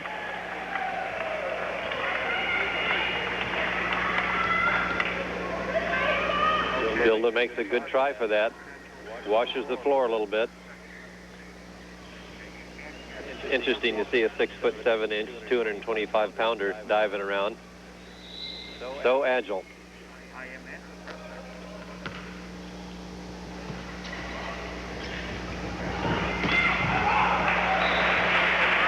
Vladimir Skorikin, number 5.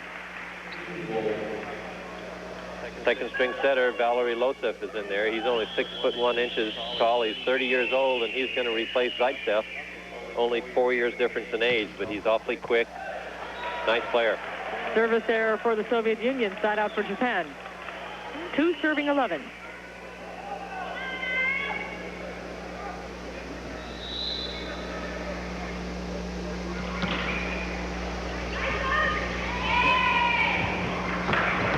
Lozov to Skorikin.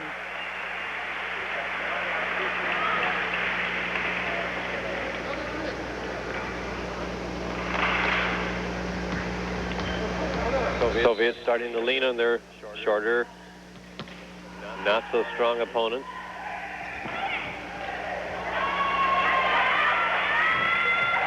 Excellent one-handed set. Mitsuhashi putting it away, number 4. Very deceptive. Back set one-handed. 2 serving 11. Hiraharu Hara, 6 feet 1 inches tall. One of the younger players on the team at age 20. In fact, he is the youngest at age 20.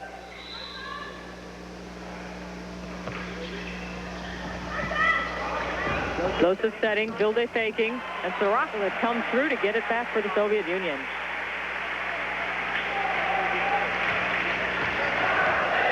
Down the line, Soviet Union seems to draw great energy from the crowd.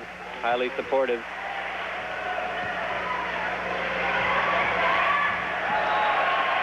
Swing and a miss by Kumada, and it's a point for the Soviet Union, 12-2.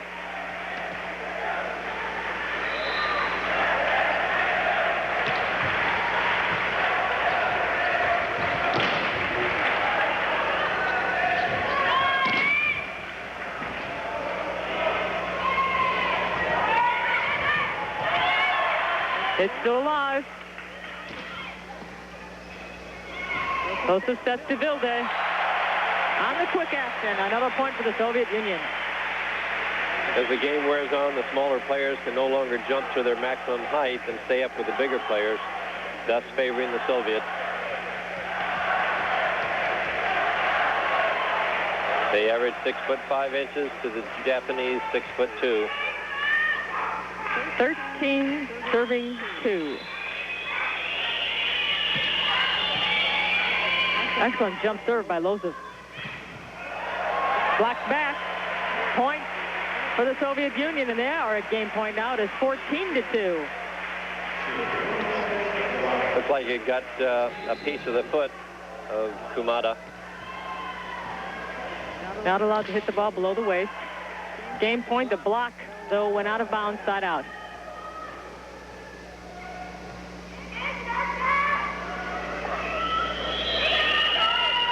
Mikiyasu Tanaka. Point Japan. Japanese serving tough, trying to maintain a semblance of their abilities in the first game, get back on track. It's important for the next game if they can get some momentum here. Yeah.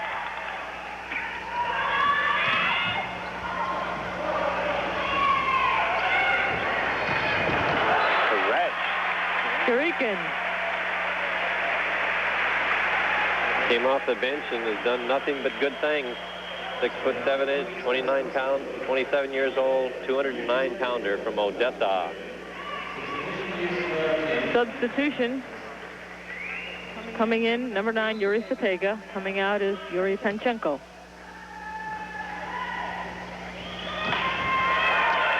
One Side foot out. takeoff.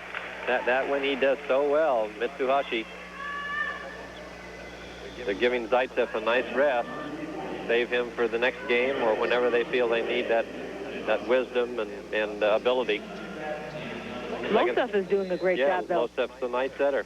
They And he need to also get him ready. a good server. He got 2 or 3 points for the Soviet Union with his jump serve.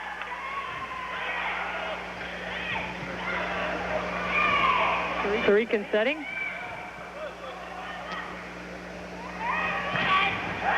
Blocked back, out of bounds, point for Japan. Hara, nice dig. They set him, and he puts it away from behind the 10-foot line. The Japanese seem to have a lot more fun, Leandro, than most other teams. Even if they're down like they are now, they're having fun with it. Hammer down from Raymond Vilde. Good pass. Set is there. Only one blocker to hit pass. And the blocker committed early, so Vilde really had a clean trail. Game point again for the Soviet Union.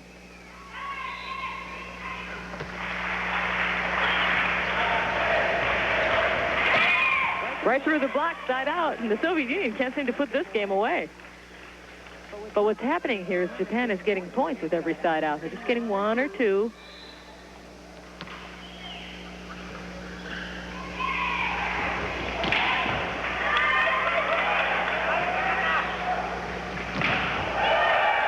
There's one. Chipping away at it. Soviets have practically their whole second string in there. And as a result, they're not as sharp as the first team was, but they're giving everybody a rest. They feel like they have this in the refrigerator. Time will Service tell. error. Side out for the Soviet Union. Kurikin back to serve.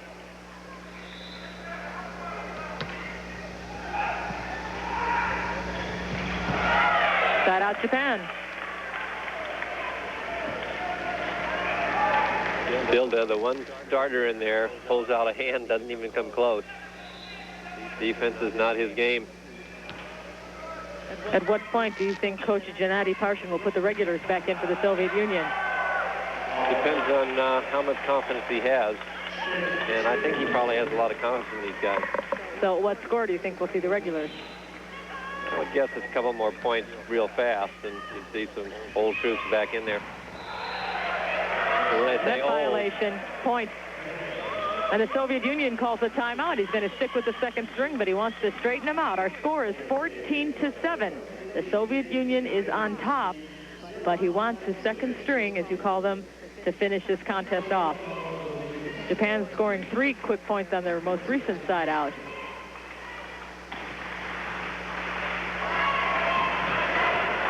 Soviet Union, up until they met the French, had not lost a game. Then they lost 2 games to France, but went on to win the last 3 and won the match. Now they've already lost 1 game to Japan, so they've been hard-pressed in these Goodwill games. this is a young Japanese team, averaging slightly over 24 years of age, whereas the Soviets are really veterans at 27 years average.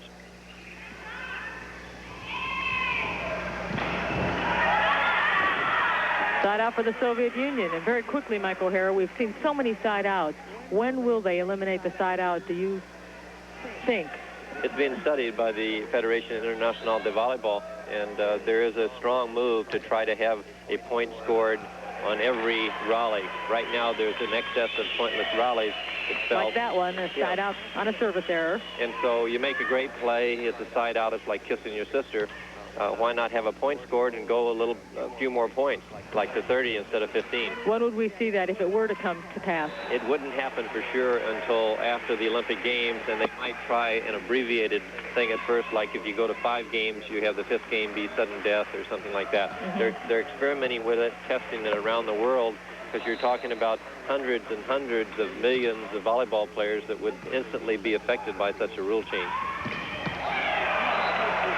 Spike was long. If no blockers touched it, this game is over. And they're saying no blockers touched it, and this game is over. 15-7. The Soviet Union takes game number 2, with Japan taking game 1. We're even, 1-1.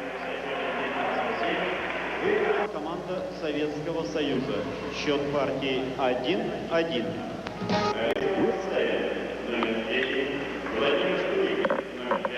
Game number 3, the Soviet Union and Japan are tied at 1 apiece. 15-11, Japan took game number 1. 15-7, the Soviet Union took game number 2. Japan is in white, Soviet Union in red. I'm Leander Raleigh along with Mike O'Hara, and we're at Lenin Central Stadium, smaller arena on the southwest side of Moscow. Now we'll get a chance to see which of these two games tells the tale. Will the Soviets continue to just push on through this match quickly? Or will the Japanese come back and say, hey, that ball's not going to touch our surface again? And we see that the Soviet team has returned to the first string. Well rested.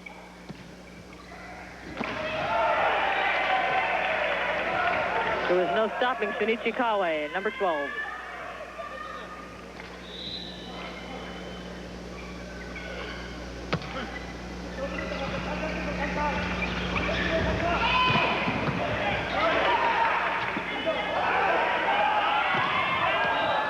The block, point for Japan. Hara gets a piece and is real happy about it.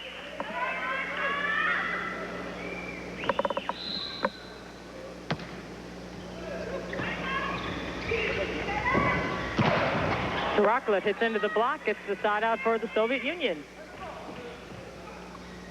Zaitsev continues to hold up his end of the duel.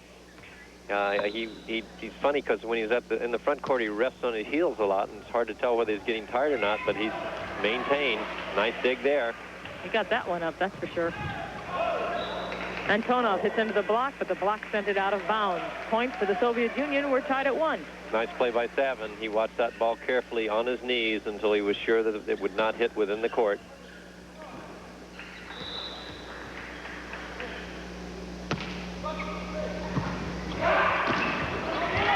Vilde on the overset. Blocking duel goes back to Japan. Antonov gets blocked. This time Antonov dinks. He looked across court and saw no one in the center of the court. Everybody was along the lines and in front. Nice play. We're seeing a lot of touches, taps, and dinks, but we're not really seeing any hits. 2 serving 1.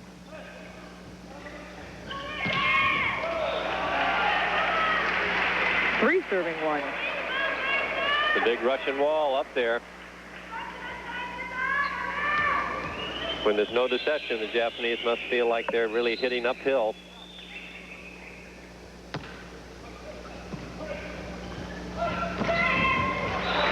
One more time.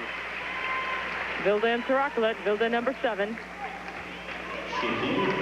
After that wall, Vilde kind of smiled benevolently over at his spiking friends across the net. Savin gets it up. Zaitsev brings it back in within play. Antonov tips it in bounds.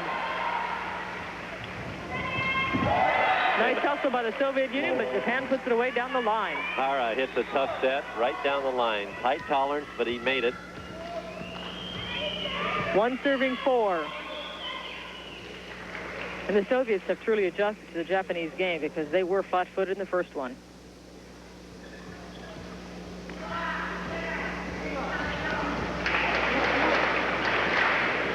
Hara, the server. Many fan clubs over in Japan for this young man, Hara. And Konov gets the side out for the Soviet Union.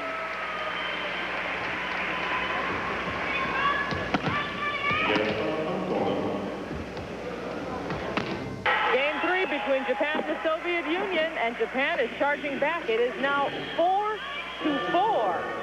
Of course, they're even in the games. You saw the score. The Soviet Union took the second game. Japan took the first. As Grigory comes back into the contest for the Soviet Union. It is now approximately 25 minutes before the hour. We go off the air on the hour.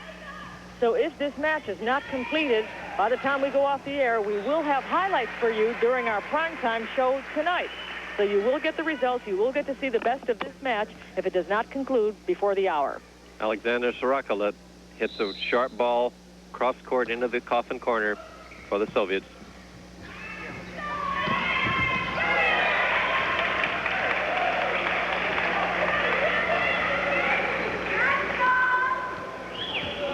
Deep center hit, the best hit in the game.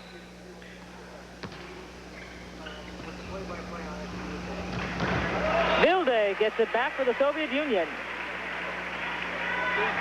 And the high set in the center continues to work for the Soviets. Vilde bigger and stronger than anyone on the other side of the net.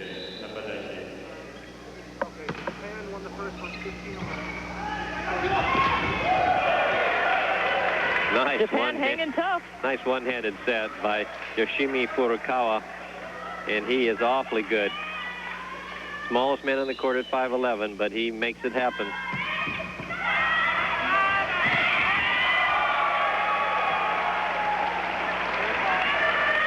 Five serving 4. Japan takes the lead for the first time in the game. Gets a bad pass from the Soviets. Another bad pass. And a thrown ball by Zaitsev. He tries to do too much with it, and the Soviets take timeout. Our score, 6-4. Japan is on top of the Soviet Union in game number 3. We'll be back. Our broadcast center, where the central issue tonight in the Goodwill Games, the live volleyball match going on now between Japan and the Soviet Union. Japan, the vast underdog here, not acting like one. This thing's been thrilling. Japan right now, they split the first 2 games, Japan leading in that third game. We will carry as much of this dramatic match as we are able. We're off the air in about 20 minutes, but this game happening live, of course, right now in Moscow, and it figures to run over. But we will show you the finish of Japan against the Soviet Union on our primetime coverage. It'll be the very first thing.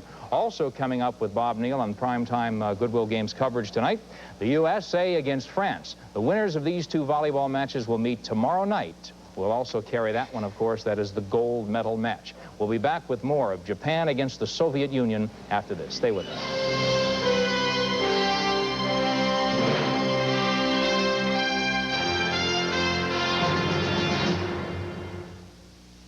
Serving right now in game number 3, but they're down by 2 points to their Japanese counterparts who just executed a side out. The Japanese have pretty well demonstrated that that first game was what it's all about, not the crunch that the Soviets put on in game 2. It's 7-5 their favor.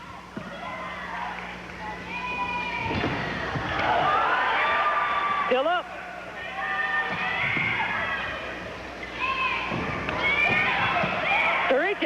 Gurikin again. This time blocks it out of bounds. Some great defensive maneuvers by the Japanese, keeping that ball alive. Some excellent digs. Vyacheslav Zaitsev, well behind the service line.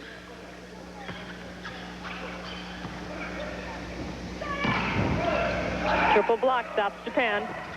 Solo block goes inside out.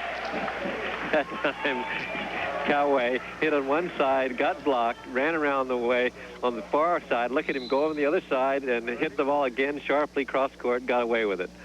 The quickness. When the Japanese are playing their game, everybody else on the other side feels like they're in slow motion because these little guys just run around you. So clever. 5 serving 7. Game 3 of the semifinal match between Japan and the Soviet Union. A berth in the gold medal match is what's at stake here. Iwashima at 6-1, hitting over the big Russian block.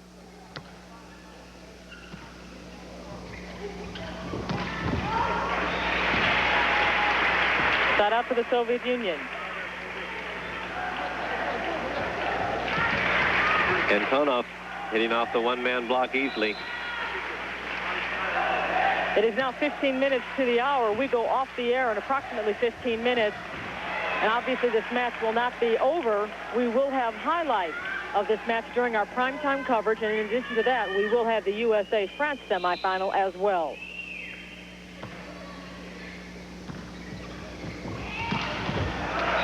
Antonov. That time the block was nowhere in sight. They had already made their move. And only one man up, Antonov will always win that duel. Service is long. Side out for Japan.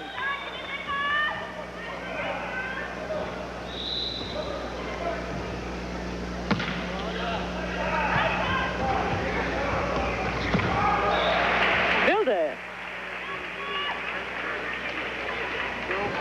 The set is up, reaching high over the one-man block. I don't know where the second man was. No deception on that play at all. Right through the block. There was there. That was the quick play. Vilde couldn't quite get there in time. Mitsuhashi, now he'll go back to serve. 7 serving 5. Vilde gets blocked, 8-5. That time they were ready for the big man, Vilde.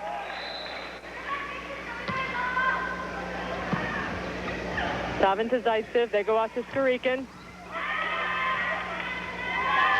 Hara. Yes, Hara hitting from behind the 10-foot line. And gets the corner. Everybody's rejoicing. And the Soviet Union takes a timeout. They're now down by 4 points. Our score, Japan 9, the Soviet Union 5. We're going to take a timeout too. Stay with us. The Soviet Union trails by 5 points in game number 3. Japan took game number 1. The Soviet Union took game number 2. And now Japan, off of that service there, is going to get a chance to put more points on the scoreboard. Obviously, with our time being 10 minutes to the hour, we will not be able to complete this match. We will have highlights of this, plus we will have the USA-France semifinal for you tonight during our primetime coverage of the Goodwill Games. Crowd very restless. The Soviets have served out twice in a row. They seem to be having some problems. They did put in some new troops into the game. Valery Losev at 6'1", and Igor Runov, who is 6'8", who has not been in before. Reaching over is called against Losev. They're hoping that Losev can match the quick feet of the Japanese right now. And Runov is fresh, although he's 6'8". Sorakula tried to get out of the way of the ball and it hit him in the leg. Yeah, the down referee is saying that it didn't pass within the baton, which it has to, so it doesn't matter. For Sorakula. Embarrassing. Again, he tried to get out of the way and couldn't do it fast enough, but as you said, it did not pass inside that baton, which is an extension of the sideline. Side out for Japan. Down the line, 6'1" Iwashima. Iwashima serving. Into the net. Side out. 2 service errors in a row by Japan. When you're the underdog in a match like this, you cannot afford to let your opponent off the mat.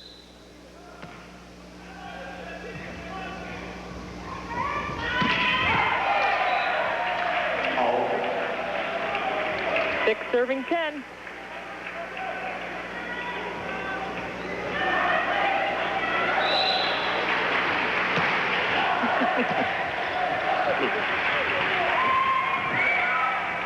Beautiful dive. Roundhouse by Furukawa. And everything Savin works for the Japanese offensively. They're moving that ball around, controlling it. Soviets do not know where to go to block or dig. Soviets are looking a little bit flustered out there.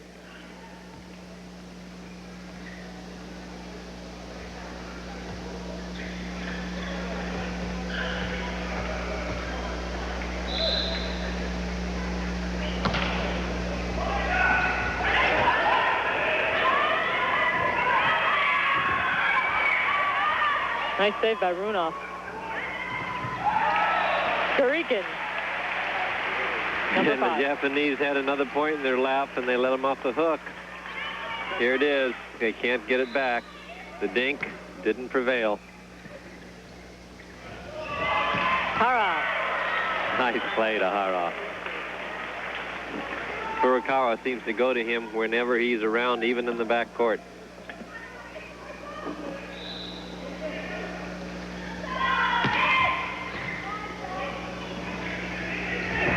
Shuriken off the block. Hara gets blocked back, got out USSR. That time they really had him trapped. There was no deception at all. There's no way the Japanese are going to hit over anyone with any consistency. Igor Runov serving. Too long. Side out for Japan. Crowd doesn't like it when you have a service error. They've had a bunch. Some of these people are going to have mouth cramps. They've been whistling so much. Another side out for the Soviet Union.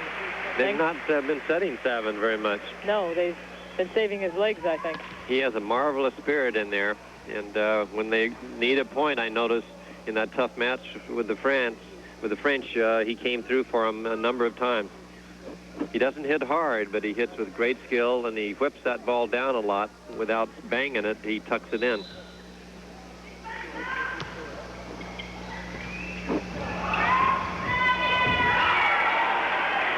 That was an excellent play by the setter, who stuck one hand up there to pull that thing back in.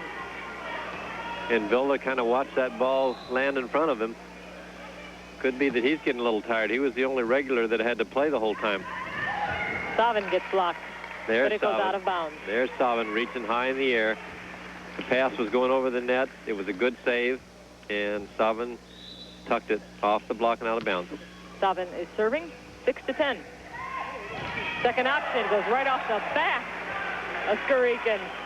Block went up, block came down, and Skurikin eats ball. We're still locked at 10-6. Loso trying to make something out of a bad pass. Taraklik got a good hit off of it. Loso taking a hit. Kumada returns the favor. Yeah, the two hitters over there. Japanese hitters both wanted to hit it. Turned out to be number 3, Kumada. Soviet Union has no timeouts remaining, and we only have a couple of minutes left to our airtime. We will show you highlights of this match during our primetime coverage, as well as the other semifinal you'll see between France and the USA. Now, the winner of this match, the winner of the France-USA match, will play tomorrow night for the gold. And the Savin Cup. This is the Savin Cup tournament.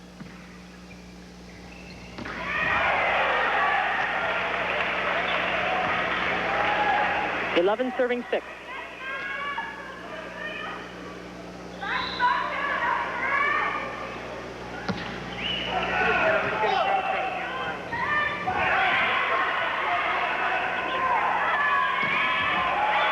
Point, Japan. 12-6. 3 points from pay dirt. 12-6. And the Japanese looking very confident right now, very excited. And I hate to tantalize our viewers, but they're going to have to stay tuned and check back with us during our primetime coverage. That is when we will conclude this match. We will have the highlights of this game, as well as the remaining 1 or 2 games that will take place. So right now our score is 12-6. Japan is on top. They are even at 1 game apiece. Whoever wins 3 will face the winner of the USA against France for the gold. And we'll have both semifinals for you tonight during primetime. But right now, let's go back to the studios and with Charles. Thank you, Leandra. As you mentioned, this volleyball match between Japan and the Soviet Union is live, and it's running long. So on our primetime coverage coming up tonight, the first thing we will show you is the finish of this dramatic match. Also a key part of tonight's story, the finals of the women's individual all-around gymnastics competition. The U.S.'s chief hope is Joyce Wilborn of Paterson, New Jersey. But she and the rest will be up against the formidable Soviet women, led by the irrepressible Yelena Shushanova. Looking ahead to what could be a thrilling conclusion to the Goodwill Games, only half the volleyball picture will end. Coming up on our primetime coverage of the Goodwill Games with Bob Neal tonight, as we talked about U.S. men against France, the French, the dark horse, have come out of hiding and surfaced as a team to be reckoned with. They'll try and match the American finesse and technique style of play. The winner will be in Saturday's gold medal game. Saturday brings us the gold medal bouts in boxing. Then on prime time Saturday, the gold medal match in men's volleyball. The talk all week has been the Americans against the Soviets. We'll see if it happens and show it to you then on Sunday, whether it does or not. We'll be in Spain for the World Basketball Championship game. It's the U.S. against the Soviet Union on Sunday. The one all of America and all of the Soviet Union perhaps is waiting for. So it looks like an exuberant weekend ahead as the first Goodwill Games reach what should be a dramatic conclusion. Remember, volleyball and gymnastics tonight. But for now, I'm Nick Charles saying so long from Moscow and the Soviet Union. The Goodwill Games, though, will continue.